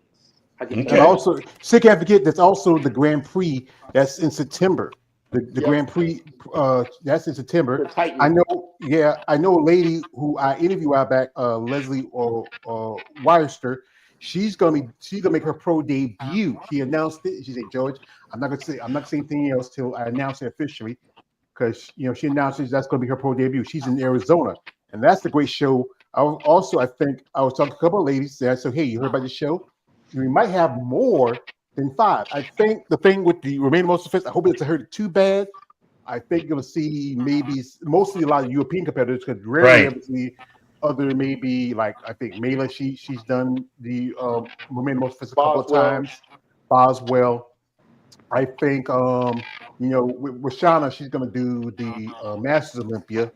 So, and I don't think she might try to do another show. She'll get qualification, but she's returning champ. This I even reached out to Austin. I hope maybe try to interview. He hasn't seen anything up with me yet. I've seen. I remember that Brittany was going to do Texas, but then they dropped it from the lineup. And I think also I think I heard that Melissa Tite's going to do Chicago. okay. I mean, that she's been now. Would this be a pro debut for her, or has she already made her pro debut? No, Melissa Tite, she's been a 2-time Olympian. Oh, duh. Okay. She did Chicago back in 2023, and then she also got invited to the Rising Phoenix, and she took a break last year. She was going to do Texas, but you know what happened with that, and now she's saying she was for Chicago. I was talking to Romana Scottson. She was saying she was going to do her. She actually did Imperial. Romana was going to do Portugal, but she changed her mind. She was planning to do Chicago, but I think because the cost of traveling from the UK to Chicago might be expensive, because last year she did Chicago and Atlanta that year. So she might take a break this year, work on a few things. She hadn't said what else she's going to do. As for Ben Damon J, he says, can't wait to see Brittany Parrish. Super excited to see her. compete. We got some people here. We got my man KL. He came back, and also we had here Raheem Hamilton. He came to see the crowd. What you got to say, son? What's It better going have on? something to do with Bears. Nah, it has Y'all nothing to do getting with corny Bears. with that, man. Oh, Jesus, man. Be Leave that quiet. alone. Be quiet. I've This is been my. busy. I've been busy. Hold on. I built this shit. Me. I don't care what you built. God damn it. Y'all keep saying the same goddamn thing, man. Rocky, get out. I've been busy. I've been busy preparing for a wedding next month, so that's what I've been doing. Congratulations. Man, congratulations. Yeah. Congratulations. Congrats. Thank you, thank you. Dun, dun, Yeah. dun, dun, dun, dun, dun, dun, dun. Nah, somebody say she wants to. Wrong song, George. Oh, I'm Hey, sorry. Jeez. hey, when Actually, you you were played it talking about, backwards. the girl, his girl, and you said a show in the fall, that may be something that she may be doing. Yeah, because that's after the Olympia. We'll go ahead, Raheem. Got you. Oh, I'm just discuss about the topics. The retirement. Not the reason. I want to go off of what I was saying to Keith. The reason I say that it's going out your terms is an issue is because as you look at today with the athletes today, you don't know when you want to go out because everybody's saying, "Oh, longevity," like we talk about LeBron James. And that before it was, "Oh, I got to chase the rings." Then it was, "Oh, rings don't mean anything," because he realized he can't get to that level of Kobe and Jordan because at 40 going on 41, he only got four. So it's like you wishy washy, and then now it's just about just getting paid. So as athletes today, the fans are going to be like, okay, so when are you gonna retire? Because it's like you accomplished all this stuff, but it's like at the end of the day, why are you still here? Because if like LeBron said, if you're telling the fans that it's not about the rings and I don't need to compete no more, there's nothing to prove, then the question of the day is why are you still here? Raheem, Like do I you said not watch again, ESPN? Raheem, do you not watch ESPN? do I watch LeBron, he ESPN? took off. Yeah. No, ESPN not since the great Stuart Scott passed away. No, that's true Well, here's the journalism, thing true that you have to sports. understand. The thing with Luka and LeBron right now, because he had an option year of $56 million. LeBron wants to win another championship, so that's why the talks are going on with New York Knicks and other teams where he can win another championship. So Well, Keith, LeBron, have you been watching Mind the Game? Did you watch what? Mind the Game? Did you watch the Mind the Game when he was talking about this ring culture and everything? If you're so serious about winning a champion, why would you want to bring a ring culture? That's what I'm saying. It doesn't make sense. It's like he's wishy washy. But what I'm trying to say in general is that retirement in the sport, it should happen. But yeah, you're right. It should happen on your own term. But I'm talking about today's time. It's like we're going past 40 because everybody did. Tom Brady did over 40. LeBron is doing over 40. So it's going to be like that in all sports. So then the fans going to be like, okay, longevity sounds great, but why are you here? What did you accomplish? You didn't accomplish a win in a championship. You didn't accomplish Olympia gold or Mr. or Mrs. Olympia, but why are you still here at 45, 46? So it's not like athletes in the past couldn't do it because they were. So it's like, what are you accomplishing now? We get the Like, longevity. You could do it past 40. We get that. like a good example of that. Like, remember Joe Louis? He came out of retirement to fight Rocky Marciano. He was 45.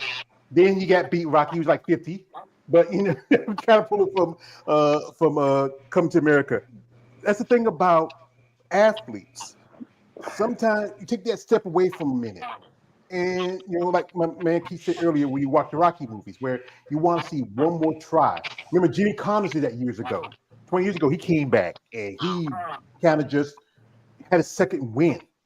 The late George Foreman, he did it, and he hadn't boxed for nearly over 10 years since his loss to Ali.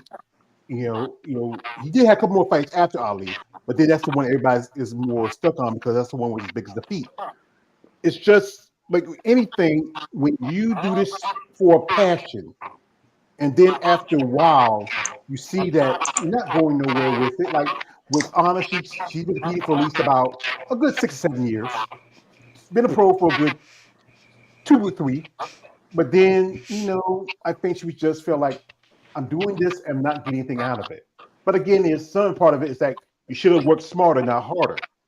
We got here from a man, Damien J. Shot to Damien says, Melissa Tyke, haven't seen her in a while. I know right now she turned off her social media, but she's back on it. Also, this is from a man, David J. says, Bear, I'm missing something here. What does Bears have to do with Raheem? Let me explain this story. While back, my man Raheem. Oh my God, comment, man. I'm gonna mute you. Don't shut up. Why you gotta ask that question, man? Oh my God, man. Hey. Yeah, here we go right there. There we go. He's quiet. A while back, Raheem made a comment that his girl, Natalia Kovaleva, she trains with bears. And since then, that's been the running joke. Me, Keith, Jeremy, and so much as KL, because he's a wet blanket. We often pick on him on that. I sent a video to him. I think a video of him with some Russian bears. It's just something he just gets fun to it. But like I said, my man here, KL, he's a wet blanket, so we forget about him. So you can come back and talk. So now you can say something. You know what everybody's saying. You know what everybody is saying to you, Keith, here. Yeah. Because they're saying, oh, well, you're old and you haven't done anything. You need to retire. They're basically saying to you, for the love of God, quit. You ain't done nothing. Why are you still here? Nothing. I'm not saying general. I'm not saying general Keith, but it's just it's just that here's the thing. I will never dispute that athlete can not go on past 40. There's true. There have been records of athletes playing up until 50. But you want to cement your legacy. You want to be like, okay, it's really more a legacy, because when you have a fan base, you want that fan to still love you. Like, you know what I'm saying? You want them to still cherish you, because now, again, your man 23, LeBron James, he's getting that go home heat. He's not getting that farewell tour. Like everybody said it. Had he retired in 2016 when he gave Cleveland that championship, then he'll be up in those conversations. But when you keep going, and then people start seeing you as an athlete start decline, regardless if you're male or female, and they can start seeing you declining in the sport you in. Oh, like in bodybuilding. Oh, this Ronnie Coleman can't do that. Turn a corner, left the side chest properly like he did back in his prime years, or he can't flex his back like he did in his prime years. So now the fans gonna be like, well, how long is this happening? Why is he still here? If he can't, if he's here over 40 longevity, but he's not doing what he used to do in his prime years. So now the fans gonna be like, okay, when he's gonna leave? So you kind of want to say to yourself, yeah, I can do it, but I want to preserve my legacy. So preserve my legacy would be like, okay, let me retire. Like I said, John Elway, he won back-to-back Super Bowl in 98, 99. If he wanted to, he could have came back and ran it again for 2000. But he said, no, I lost 4, but I won 2. That's good enough for me. Wayne Gretzky, as a Ranger fan, we got him when he was done physically, because I saw it when he came in 97, he was done. Wayne was done. Wayne should have retired when the Kings got rid of him, because when the Kings got rid of him, that means there's nothing more left for him. So you gotta really want to go out on top. You want to say, I want to preserve my legacy and everything. So that's what I'm saying. Yes, athlete can go longer, but at the same time, is you want to preserve your legacy and you want to build that myth for your fan base. So wait, I do agree with you on that LeBron James. He need to hang that jersey up already. I think it depends. It depends though, because he won a championship in Miami, won a championship in Cleveland, then won a championship in LA. What was it, 2 or 3 years ago? So I'm really confused on what you're trying to say. No, I'm saying, what is that for him to prove? Like, now, is he the marquee player of the Lakers? No, because you have Luka, and Luka's much younger. But again, how many guys at the age of 40 whatever years of age can drop 26 in an NBA game. LeBron Okay, James. What is that for Keith, him to prove? Hold on but a Keith, second. here's the problem. You could talk about the 23 points because remember, you're 26. talking about scoring. Wait. This is my specialty. This is my specialty. You talk about scoring, but as you watch, but see, Keith, you're so in love with LeBron. You're not I'm looking not in at him love. that I he don't doesn't. like LeBron actually, so you got me. That would be my son, but that's not me. I'm just kidding. I'm just kidding. But the point I'm making is you're so infatuated with that, but you're not looking at he doesn't play defense. He doesn't run up the ball. He doesn't run up with his team when the other team opposing team has the ball. We're looking at stats, and anybody can do stats. That's KL can do stats, and KL may not be the best dribbler. He may not be the best scorer. It's not just about stats. It's about knowing to play the fundamental game. We could be here all day. I could bust down LeBron James all day to you, Keith, but I'm not going to do that. But the thing is, Seeing my you son both. know, Okay, go ahead. no. But the point I'm making is you have a guy who's 40, about to be 41, and you already see his decline. You see that he's not running deep. LeBron will be the type of guy as he should come off the bench at 40. Remember, Robert Parrish did that too. His last years with the Chicago Bulls, he came off the bench and won a championship with them, and he was over 40.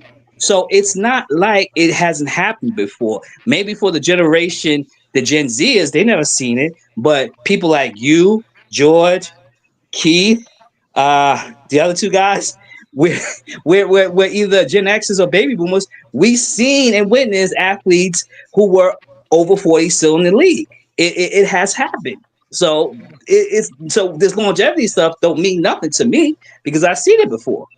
Well, So hold on a second. It depends. Okay. I'm going to say it depends on what you're talking about. As far as basketball, or I'm assuming that is what we're talking about. I don't know jack about basketball, but I'll give you an example from female bodybuilding where that's not necessarily true.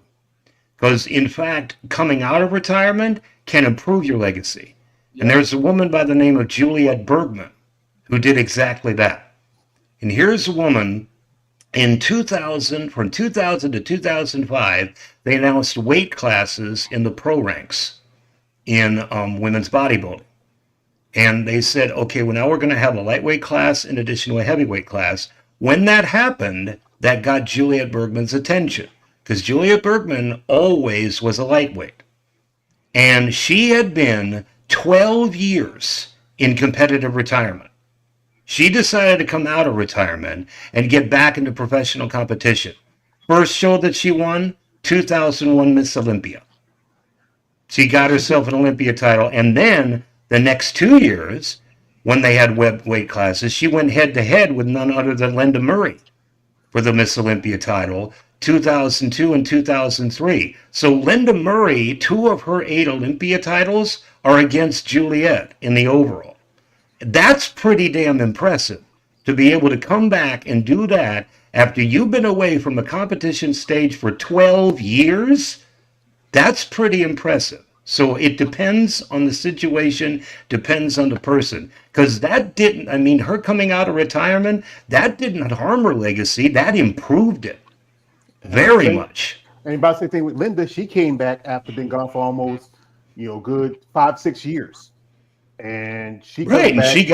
she got what was it, 2002, 2003? What was the last one she got? She came back 2002, got that won in 2003, and Iris beat her in 2004.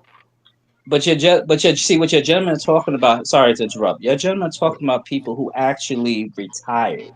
I'm not talking about that. We're talking about people who stayed over 10 years, over 25 years. That's what I'm talking about. I'm not talking about, well, you could be the comeback kid. That's a great story. What you're talking about, Julie Bergman and Linda Murray, they were retired and they had that itch to come back. That's a great story. It's a great comeback story. It's a great thing to be inspired by. But when you're still in the game for 20 years, 23 years, fans is going to get tired. The only time you ever heard saying you only miss when you're gone. When you miss someone when they're gone, you appreciate them more. Then you get that. Okay, when Hogan left WWE, and he went to WCW. And then when he came back in 2002 with the NWO, and he faced The Rock in WrestleMania 18, did you hear that pop that they get? Remember, he was supposed to be the villain, but everybody at WrestleMania 18 was cheering for Hogan. You know why? Because he was gone for so long from WWE. You know what I'm saying? And he was the man who made WWE, WWF what it was. And by him coming back in 2002, those people, because they thought Hulkamania was dead, it was like, oh, it's really a lot. So when you're going for that long, yes, you're going to get that. But I'm talking about, but when you stay in the game for so long, your fans is going to be like, I'm tired. LeBron been in for almost 23 years. People have been Yeah, like, I'm tired. He's yeah. Linda played. I'm Murray, tired. she stepped away. She stepped I'm away. No, tired she of stepped seeing away. him. She did the illest comeback. You know what I'm saying? And same thing with Julian Bergman. She stepped away for 12 years, came back and won it. That's great. Like same thing with You George Foreman. That you was got to great. That's a great story. You okay. can't. I'm not One knocking that. person, if you talk about wrestling, one person I'm gonna mention is the Nature Boy. Woo! I grew up with Ric Flair, not so much with Hulk Hogan, but I grew up with Ric Flair. And Rick, he's going through some medical issues right now. Big fan. This man kept on going. He last time he wrestled was like 2 years ago, at 70-something years old. And most people were long since retired. And most of the guys, he either are buried in the grave or they're already their foot in the grave. And Rick came back for one more time, even though he was wrestling with his son-in-law because he was holding him up a bit. Rick would get in there. He did his thing. He's always been the dirtiest player in the game. And and one of the I think most popular his like last night, me and my man Ken, we talked about a female wrestler by the name of Mildred Burke, and how those few people like Jerry King Lawler, he took a step back because right now he has a stroke, he's doing all right better. Guys like Dusty Rhodes, he came back for a bit. A lot of these wrestlers, they love the sport. This is what they know, but it's a sport that also kind of messed them up a bit. Handicap issues, using of certain drugs to keep them going because they're doing this 24/7. I know Triple H right back had to get a heart valve surgery because of stuff he was using. I mean, that's the thing about it's sports entertainment between actual sports. I mean, these were athletes. Got into it. Here's a question I have for you, Raheem. Would you walk away from $56 million? Okay. Honestly, answer the yeah. question. No, no, Answer yes, the yes. question. Yeah, no, no, That's a no. great I'm gonna be honest. question. I'm answering the question. I'm answering the question. I'm answering the question. Yes, I would, because here's the No, you thing. wouldn't. If I already You no, are you yes, I would. serious Yes, right now? hold on, Are hold on, you hold on, hold No, on. serious Let right me hell now? no, hell no, hell let no. me explain. Let me No, explain let me why. say this. If somebody offered me $65 million, put me on life support, strap my legs like Stone Cold Steve Austin with two pair of leg braces, I'm gonna keep going as long as I can. Okay, here's the thing, right? If you remember, you meant they'll say it's you're saying the same thing. You said be work smart, not hard, right? If you have to invest smart in everything. So if I invest my money outside, say like I've been bodybuilding, right? I won every show in the past, I'll say 3 years. Let's say I was the top five in the past 3 years, and I make it because me, I know how to flip money. I know how to do. I know how to invest. I can say to myself, okay, I'm about to be married. I'm about to settle down. They offer me this type, like you said, keep that type of money. With the investment I made outside of bodybuilding, with the financial state that me and my fiance are in, where we saved up and everything, it's enough to live off of and everything. Or I make connections where I can make that outside without continuing to do the grind and the supplements and the dieting like crazy, because like you said, that does take a toll, regardless male or female, does take a toll on you. Yes, I can walk away from that money. Remember, Seinfeld was NBC offered Seinfeld a lot of money come back for season 10. He turned it down because he's like, look, I already got the residual from syndication. I have the top show on television. Let me ride off in the sunset. I could do stand up. When I do stand up comedy, my fee is going to be so high, I can live off of that. So So you're telling yeah, me LeBron James, who's already a billionaire, he can walk anyway anytime he wants. And here's the he thing. could. And here's the thing: the Lakers' defense this year is probably the best I've ever seen play. Because I stopped watching NBA a long time ago because nobody fucking plays defense. And so this is the year when he got Luka and they played the best defense. They just didn't have a center. That's why they didn't do very well. And Because LeBron wants to be GM. Of course, they don't have a center. He got and me Keith. One day, me and you we're going to exchange telephone. We're going to talk about this all day because this is your show. We're going to be on 2 hours because, like I said, let GM don't. He needs to let real GMs be GMs and him just shut up and dribble the ball. That's it. Absolutely. Yeah. Well, here we got a comment And his from sneakers. And let me ask you a question. Keith. Do your kids rock LeBron James sneakers or they rock Jordans? My son is a big LeBron fan, but we rock both. I probably have about 15 pairs of LeBrons, probably 200 pairs of J's. Okay, a lot of people ain't rocking LeBron. So, but we talk about that another time.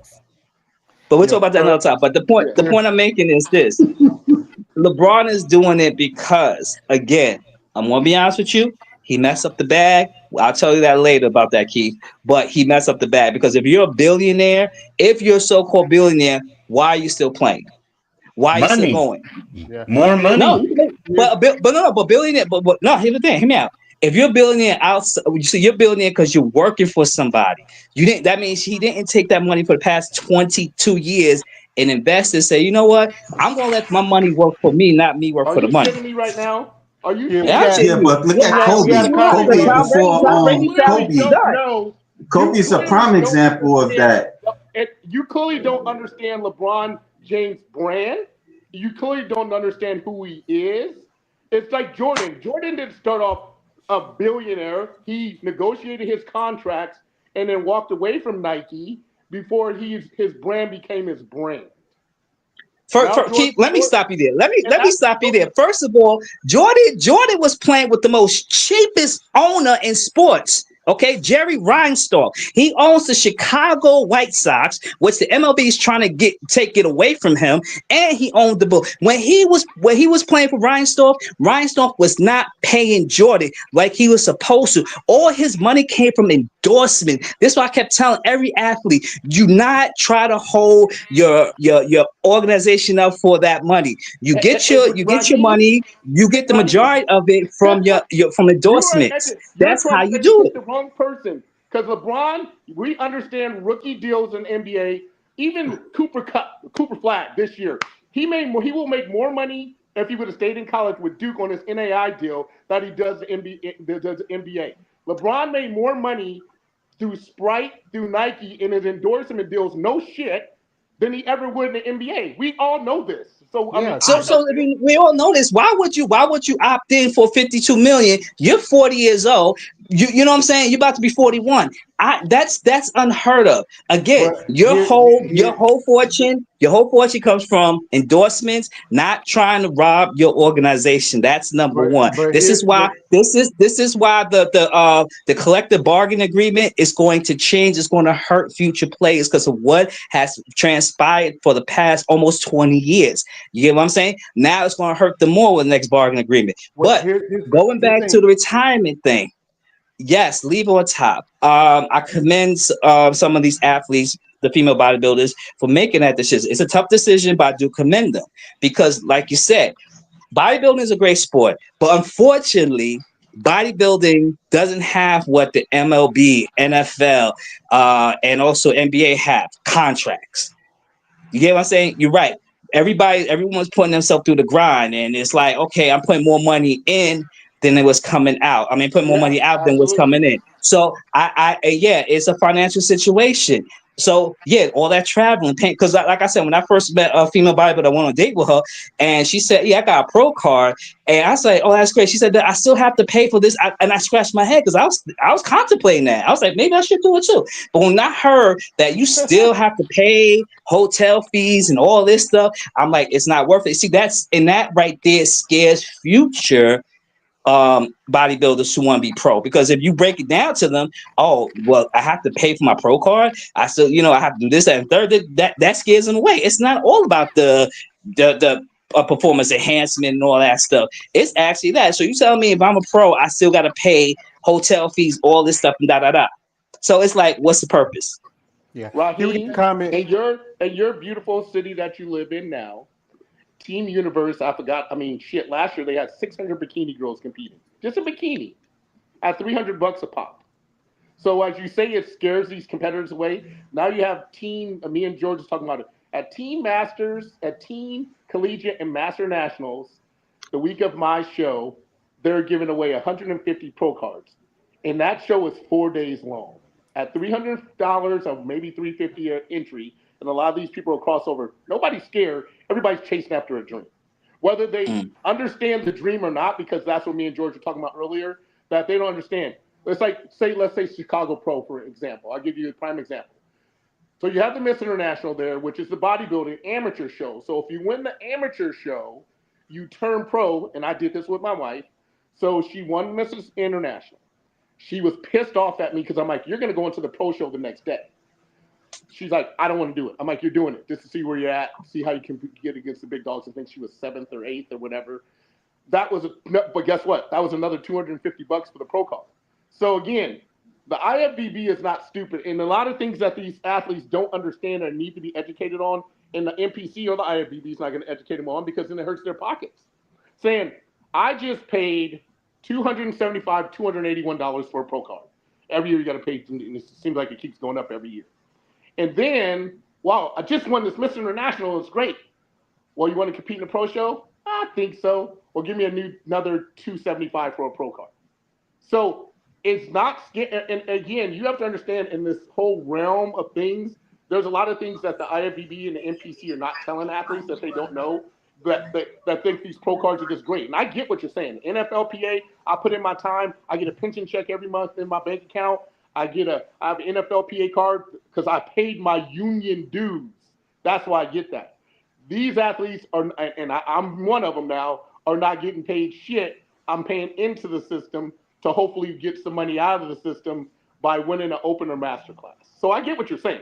Yeah. But yeah, I mean, Yeah, here we got a comment from my man Damon J. I'm gonna say he says, I didn't know we were discussing wildlife documentaries. Are we talking about the grizzlies of the bodybuilding world? Not so much as that.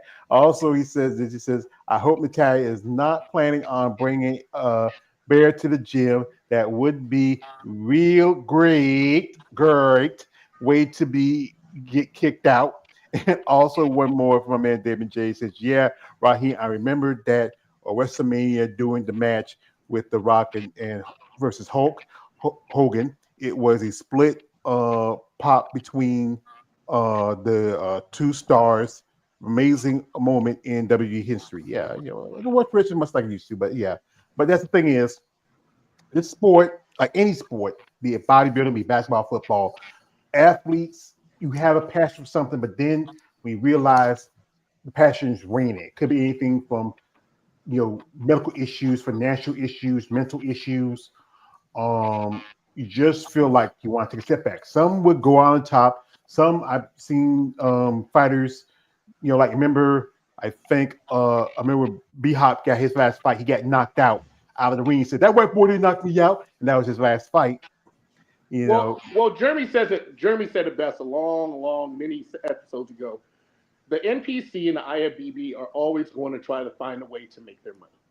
So, that being said, we understand the open class, but now, like I said, at teen and collegiate and master nationals are given 150 pro cards, 150. So you say, okay, most of these people, because I was there last year when Bruce, my client, turned pro in men's physique. He was in class of 18 men's physique. That was $700 for him in both of those classes. So he paid $700 for that, and then to turn around and get a pro card was another $275. Are you guys doing the math yet? Mm-hmm. That's so about $1,000. When it comes to the master's classes, which keeps you, so it makes you not want to retire because, say for instance, I just did my entry for the Chicago Pro, which is, I just found out it's not an open in masters, it's just a master show. So you pay $281 for a pro card. Each class, so you got 40 and over, 45, 50, 55, and 60. So you're going to have guys compete in all those classes. Now, I don't know how many men and women that there are, but each one of those classes are $250, $261 with the service fee. They're not stupid. They know how to throw the bait out there and sit there and say, so we're going to give 150 pro cards, and most of these are going to be masters to keep these people coming back. We're just going to keep reeling them in, and reeling them in. Well, they didn't have that back in the day. It was just open or not, right, Jeremy? Was just Right. And to be perfectly blunt, no offense, Keith, but the IFBB Pro card meant something back then. Because they did not hand them out like so much candy like they're doing today. Absolutely. I mean, it meant something back then to be an IFBB Pro because the opportunities to be able to gain one of those were very few and far between. That's the thing, is that the harder it is to achieve something, the more it means. That's why the Heisman Trophy has the appeal that it does. Why? There's a total of one. Yeah. There's a total of one of those. So if you get that, I mean, talk about a feather in your cap. And also, getting back to the question of legacy, I mean, that's one of the things that I think has got to happen is that, but you're absolutely right, Keith, it's pure money. Yeah. It's all about money. Same thing with divisional crossovers, which are ridiculous, happening on the amateur level, because every one of those divisions you're joining is another fee. And as long as for fit model. And to answer your question, Except for fit model, Travis Kelce said it best. He says, they went to get their AFC championship rings. He goes, I don't give a shit about an AFC championship ring. All I care is about is Super Bowls. That's why he didn't retire. Because they got their ass kicked so bad against Philly, they're like, let's run it back. Because I know we can do this again. And they're the kings of the AFC, clearly. Well, your boy LeBron James was champagne and popping bottles with the in-season tournament trophy like it was an NBA championship. Yeah. You need to talk to him. Talk to that boy. But here's the thing. You know why he was doing that? Because they were in a contract year with the networks. In order for them to make more money, wrong. He was doing that because he said, "I realized I ain't gonna get a fifth ring, so technically this is my fifth ring right here." Yeah. That's what it was all about. Yeah, that's the thing. I think again, anybody who gets in the sport and realize there's more to it. Like one point is that we go back to honor thing. If she has someone like a manager that helps with the financial part of it, I mean, that would have helped her in the long run when it goes to who's that? Who's that? Hello? Is that? Sorry, that was me. Yeah, that was me checking my IG. Sorry about that. You could have muted yourself, brother. I forgot. I felt this shit. I guess, George, the question is, if she has a manager, and the manager, because nobody works for free, yeah, and you got to pay a manager or an agent, because, like, here's a prime example. My son left Hawaii, went, got an agent. Hawaii was like, the most we can give you is $50,000. And he's like, what the fuck? He's like, he got an agent who the agent told us said, I'm the bad guy in this situation. Everything has to run through me. Not your dad, not you, through me. So we hired an agent, and now he's at Hampton making $120,000 because the agent's the bad guy. But guess what? He gets 4%. He gets 4% of that deal. So as much as we talk about managers and agents and all this other stuff, they're not working for free. Right, exactly. It's the same thing with tax preparers. Yeah. I mean, they know all the ins and outs of the tax season. They know all the new tax laws that have come out. They're familiar with all of that. So it's like trying to prepare your own taxes today rather than going through a tax preparer. And they're not cheap. No. I mean, if you go to Jackson Hewitt or you go to H&R Block, I mean, it depends. I do mine because mine are so easy and simple because I make next to nothing. But I mean, for other people, if it's more complex, they'll charge an arm and a leg. Yeah. But make no mistake, you'll get your taxes filed properly. Yeah. You'll get it done. So here's a crazy idea. Here's a crazy idea. Maybe certain bodybuilders, I'm talking about the pro athletes, the ones with their pro card, maybe they should invest in an agent or a manager. Maybe they should look into that. With what? Did you not hear what I With said? Hear me out, bro. What money do they have to do that with? Let me explain this. Let me quick first, so before you all get. Hear me out before we jump the gun. As Keith stated, him and his wife are not, and they're not poor. They're doing well. So if you're an athlete who is doing financially well, and there are agents that you can reach out to. Maybe they can put you into different positions, different places that maybe not in the sport of bodybuilding where you can get the bag, because that does happen. Because remember, the agent, if you're not going to pay them out of pocket, whatever gig they get you, they get a percentage of it as well. Like So a you also lawyer. remember that as well. So that does happen. So you don't have to get an agent where they be like, you gotta pay me up front out of pocket. They be agents will be like, okay, whatever gig I get you, I get a percentage, and you just have to agree to that percentage that they're offering. So those are there are other opportunities out there that they can look into. Just Raheem, saying. here's the thing that you have to understand. Most of the agents I dealt with in my professional career came to me because they knew that I could make them and they can make me money and I can make myself money. It's like my son that he had 3 agents. We got rid of the first one and we ended up signing with one guy because they sell you all the fucking bullshit dreams, this that, and other. But at the end of the day, I told him, I said, they're not going to come to you, Cody, unless they know that they've done the analytics and know that you can make yourself, they can make you money and they can make money off of you. That's how this shit works. But also, So, I had a question about agents. Now, while they're looking for these other things for you, they getting paid for by you? no. They're not So getting paid. So it's So like they do in fact get a percentage of whatever it is that whatever deal you land. I That's mean, where they make their bread and butter. think how Okay. many commercials we see on TV where you got these personal injury lawyers. We only get paid if you get paid. Hmm. So you're not getting no money from an injury, and if they don't see it worth their while, they're not going to sit here and take you on as a client because they know they're going to make no money. So it's the same thing as an agent. An agent's not going to come up to me and it's like, man, I can really market you, sell you this, that, and the other, and make you some money. They're not guaranteeing you how much money that they're going to make you. But if they don't realize that there's potential in your value, they're not going to have nothing to do with you. That's just a fact. I just Yeah. dealt with that with my son who plays college ball this year. I You think the know, one person. and the Go ahead. one guy was like, "Yeah, we got this team and this, this school." I mean, in the NAL money right now, it's ridiculous. It's absolutely ridiculous. Like I said, Cooper Flag, if he would have stayed at Duke, would have made more money playing at Duke this year, which I think was like $26 million he made. I mean, shit, we had Hunter Dickerson, who left Michigan, who plays at KU where I live, was making $750,000, came to KU and they were paying him $1.8 million a season to play basketball. Now, mind you, Najee Kennedy, who plays softball, was at Stanford, who's studying to be a doctor and the best softball player in the world, calling it the Caitlin Clark of softball, just signed her second deal worth $1.3 million to play softball.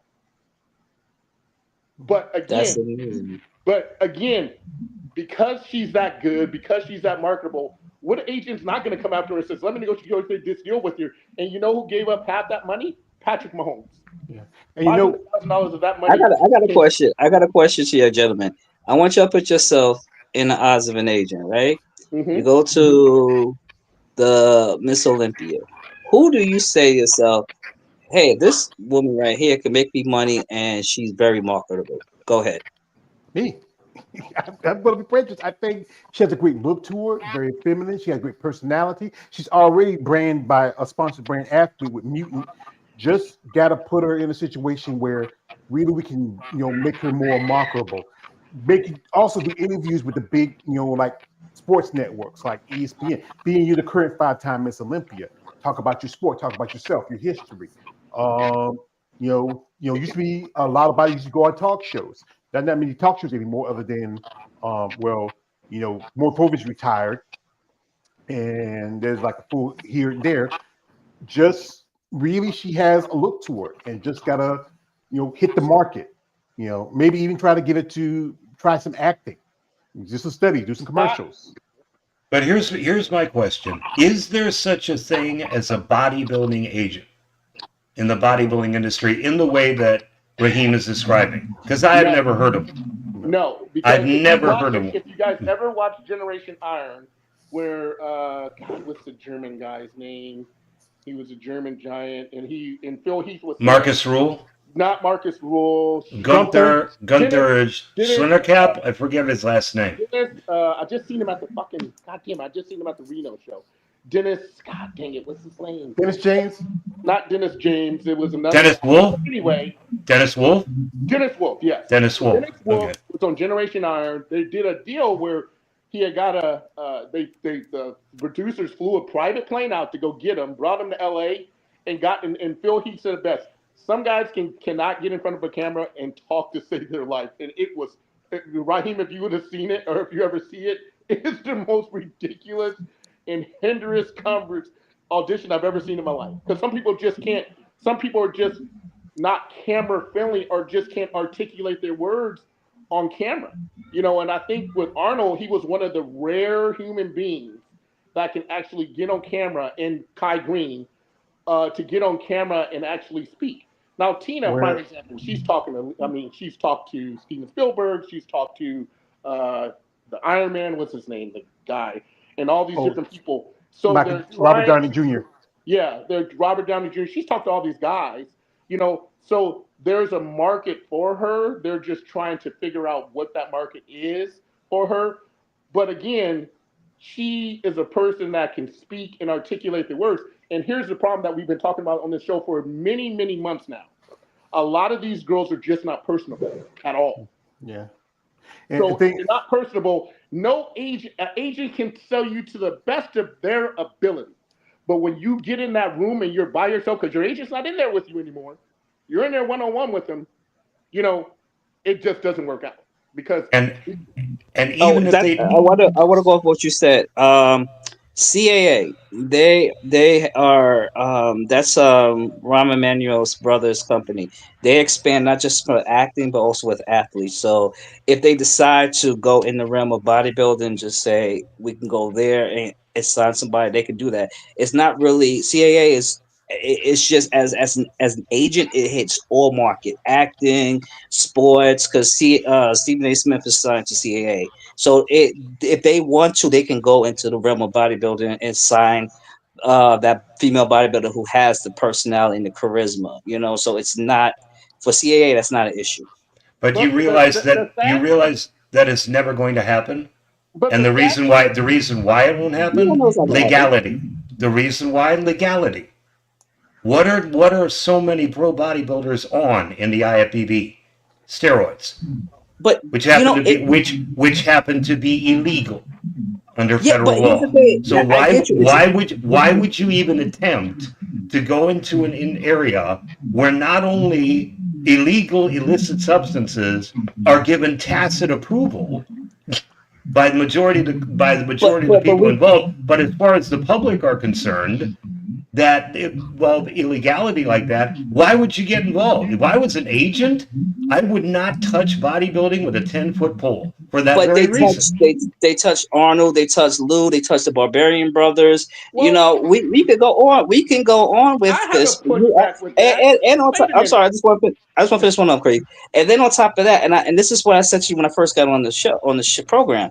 If the substance is such an illegal situation, which it was passed into law in 1991, then how come in 92 and all the way up to the 2000s, there was no drug enforcement going to Miss Olympia and shutting it down and arrested everybody? This is the question we have to ask ourselves. If that is such an illegal substance, why isn't the drug enforcement task force is not shutting down these bodybuilding shows where that's very open to the public, where can get easy access to arrest every athlete they want to? That's what I'm saying. We keep saying that situation, but that's not happening. Well, I'm really confused. Wait a minute, because I'm really confused. I guess this is a double-edged sword question because, I look at the and I know Brock Lesnar personally. And I asked Brock why he walked away from wrestling. It was because of PEDs and the alcohol and the drug abuse. In the Animal, the Road Warriors, a lot of guys I know will say the same. Oops. Gym that I worked out in, so to call it the gym, where you had The Rock, you had, the Road Warriors, you had Rock, you had all these guys working out there, all of them. And then you would walk in the bathroom, and this is before I even knew what the hell was going on. Needles on the floor and everything else. And these are WWE wrestlers. So you can't tell me when you're looking at these fucking giant Hulk Hogan's and all these guys in the world that they weren't doing the same fucking thing, for one. Two. Hogan wasn't doing it. He was saying his prayers, eating his vitamins. So stop, Keith. But here's the second part of that. when you go to a bodybuilding show, you don't see like I go to a gym and there's needles all, and this is a true story because I'm like, what the fuck is these needles and shit coming from? And they're drinking at the bar instead of drinking protein drinks, they're drinking at the bar. Part of the other question is like the reason why they're shutting these shows down. They're not shutting these shows down because it's not like people are like openly in the public doing this shit. So it's not like, I mean, not unless they're gonna go and drug test like the USDA is gonna go and drug test all these guys or whatever the case may be. It's you can do anything in the privacy of your own home, your own hotel. It's not like, and this has been going on for years. So it's not like it's in public that it's the persona of which the people look at people and sit there and say, because he looks like this, which baffles me because all you guys talk about WWE all the time, but it's the same fucking thing. It's the same thing. You don't think all these guys get huge? I know Raheem said the vitamins and all this bullshit, but you don't think that these guys are? I know for a fact that's bullshit because I was in the gym of nothing but WWE wrestling guys, Sables, the Brocks, the Animal, the Royal Warriors. All these guys rolled through the same gym. It was called the gym in Plymouth, Minnesota, and we're all using gear.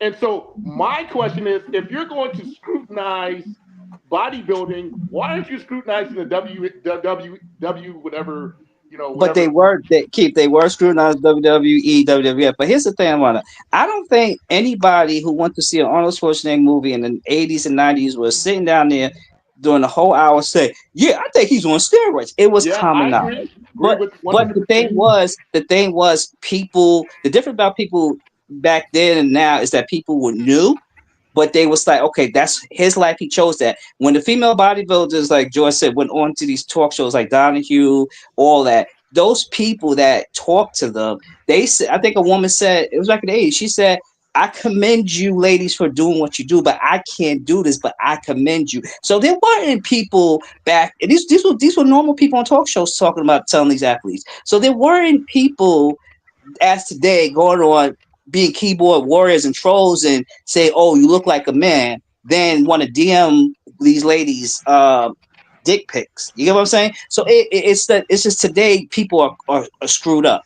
You know, I Yeah, tell yeah. I Social tell media female has ruined bodybuilders our this: world. this is the if this is the sport you chose, stand on it. Don't let people put you down. You chose this. This is your passion. If you want to be big, this is what you chose. You made the decision. So keep your head held high. This is the sport you love. Go for it. Are there gonna be negative people that are gonna react to it? Yeah. Barry Bonds, to this day they keep saying he was a Roy Rage, but he's holding his head up because he knows that me hitting this baseball did not come from quote unquote steroids. This took Absolutely. time, practice, and everything. So I said the same thing. And can it work? Can female bodybuilders work in the media? I'll say this, yes, but like Keith said, if you're not approachable and you antisocial, no, it's not going to work. It's not. It is not.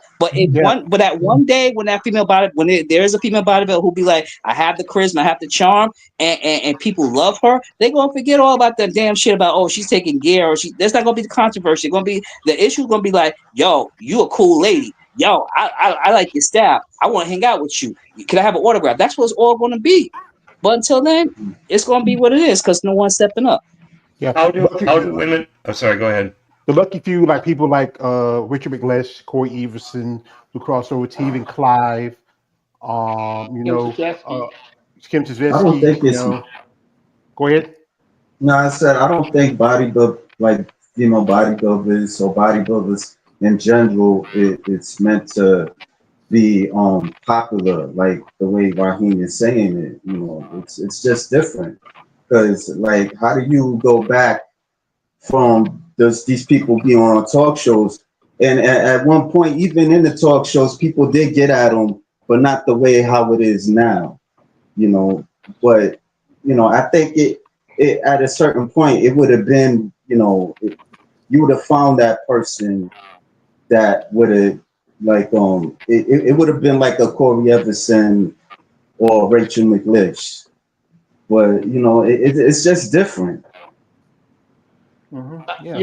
I always go back to when I was at my rookie season as a pro bodybuilder, and I was at the Tampa Pro, and I think I told you guys a story.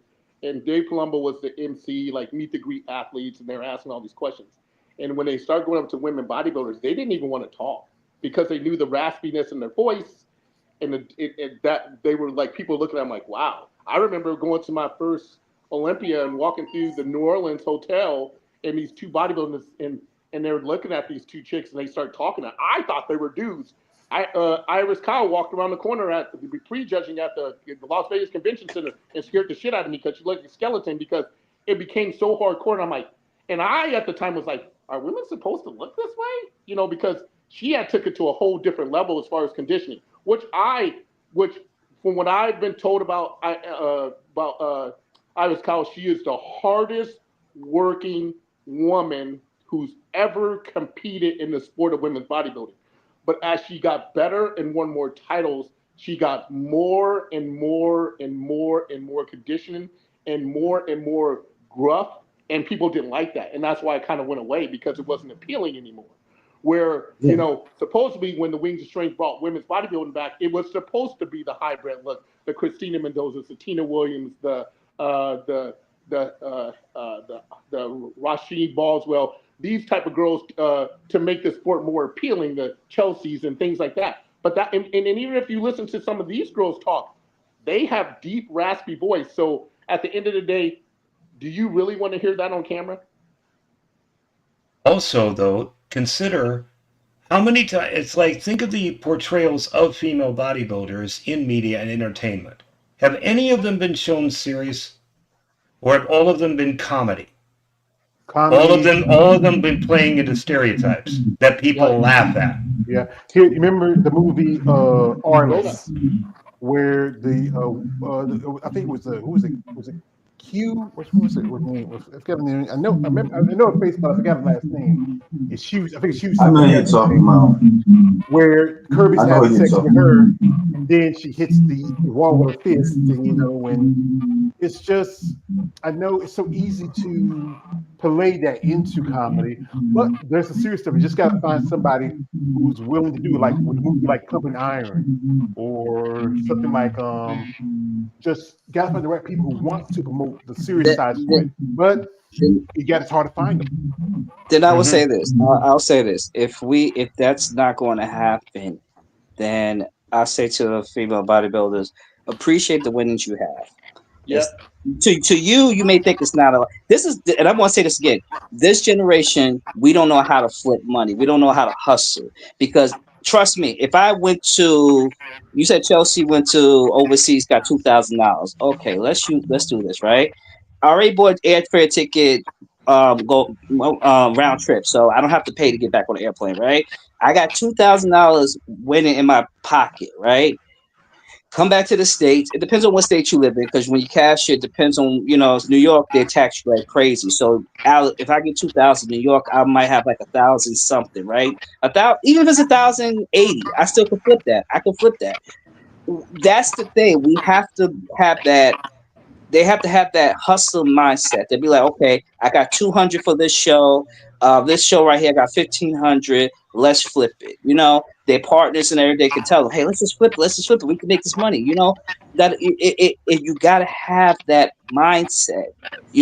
What happened is everybody have that mindset. I want to be rich. I want to be rich. I want to be rich. Not realizing that when you have that mindset, then you're going to complain about the winnings. You're going to complain about how much you're getting. Instead of saying, so every dollar has its benefit. When I see a penny on the ground, I pick it up and put it in my jar.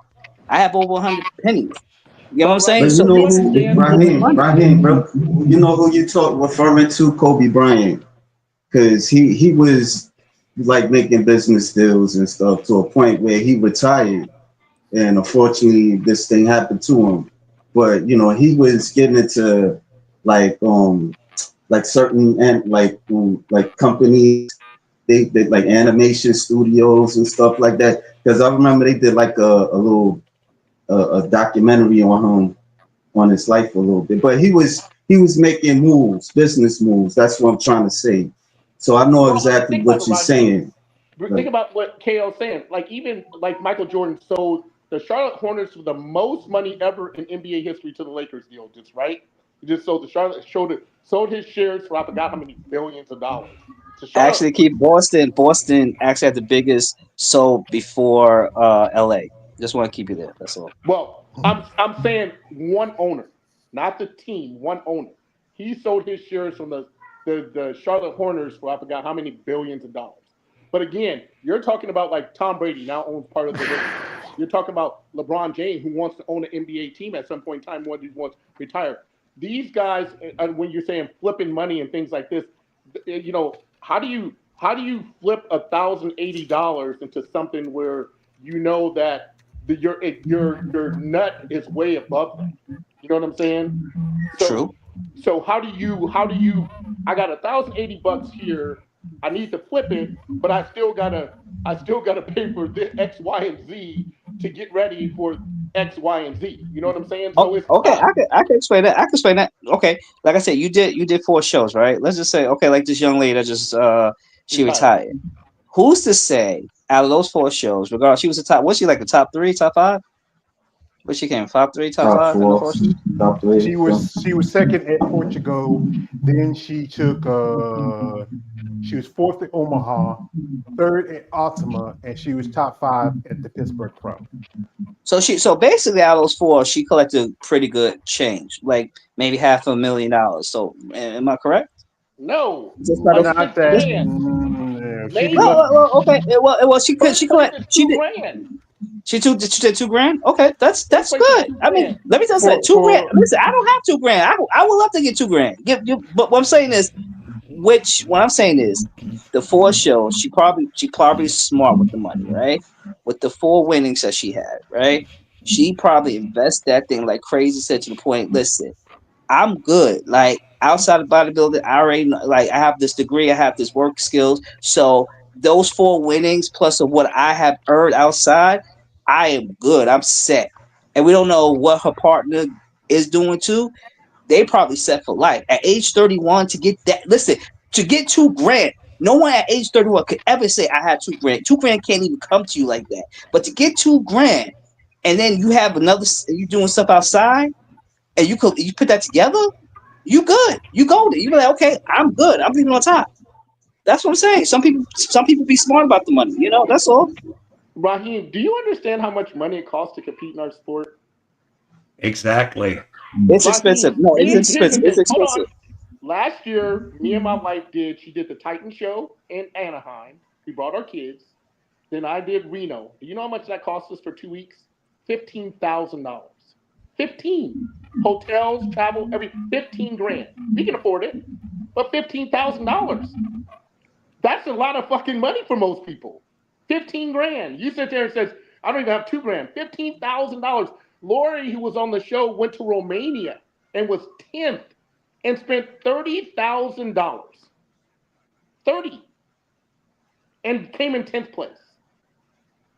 So when we're talking about logistics of these things, like I'm looking at these women and they're making like 22,000, maybe 2,500 at these smaller shows and venues and events, which, from what I understand through Jack Tatone and some other people I've talked to, the IFBB are trying to go into bigger venues to make all athletes more money, and we still haven't seen that, but hopefully that's what Tyler Mannion's uh, trying to build up for his grandfather's legacy.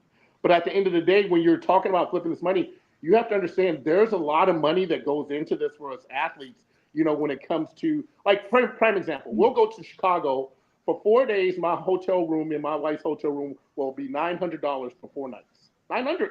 That's just for the room. It's not including the food, not including the gas because we're driving because it's like 7 hours away. But that's just for the hotel. That's not including all the other shit. Our tanning is like $200 a piece. Thank God she does her own hair and makeup because that's $250. So and then you gotta understand, with these girls who are like, I don't know where's she from? Germany. Germany. So you gotta come from Germany to maybe I think they said there's 2 shows over there. If you do those 2 shows and you come stateside and do that, travel like from the ticket to Japan is $2,000, 2 grand. The prize money is 10 grand. So when you're talking about the analytics of things, you have to understand, and it's a definition of insanity. I get it, for people who can't really afford it, but you're spending a lot of money for your, like, if you're a guy like Samson Dua, the Arnold just bumped their money up to 750,000, and then you go 2 weeks later and do the UK, and it's $250,000. Now listen to this. Flex said when he would compete, he would do the Ironman in LA, which was 10,000, and do the Arnold and win another 80,000. Nowadays, a guy can go to 2 shows and 2 weekends in a row and make $1 million.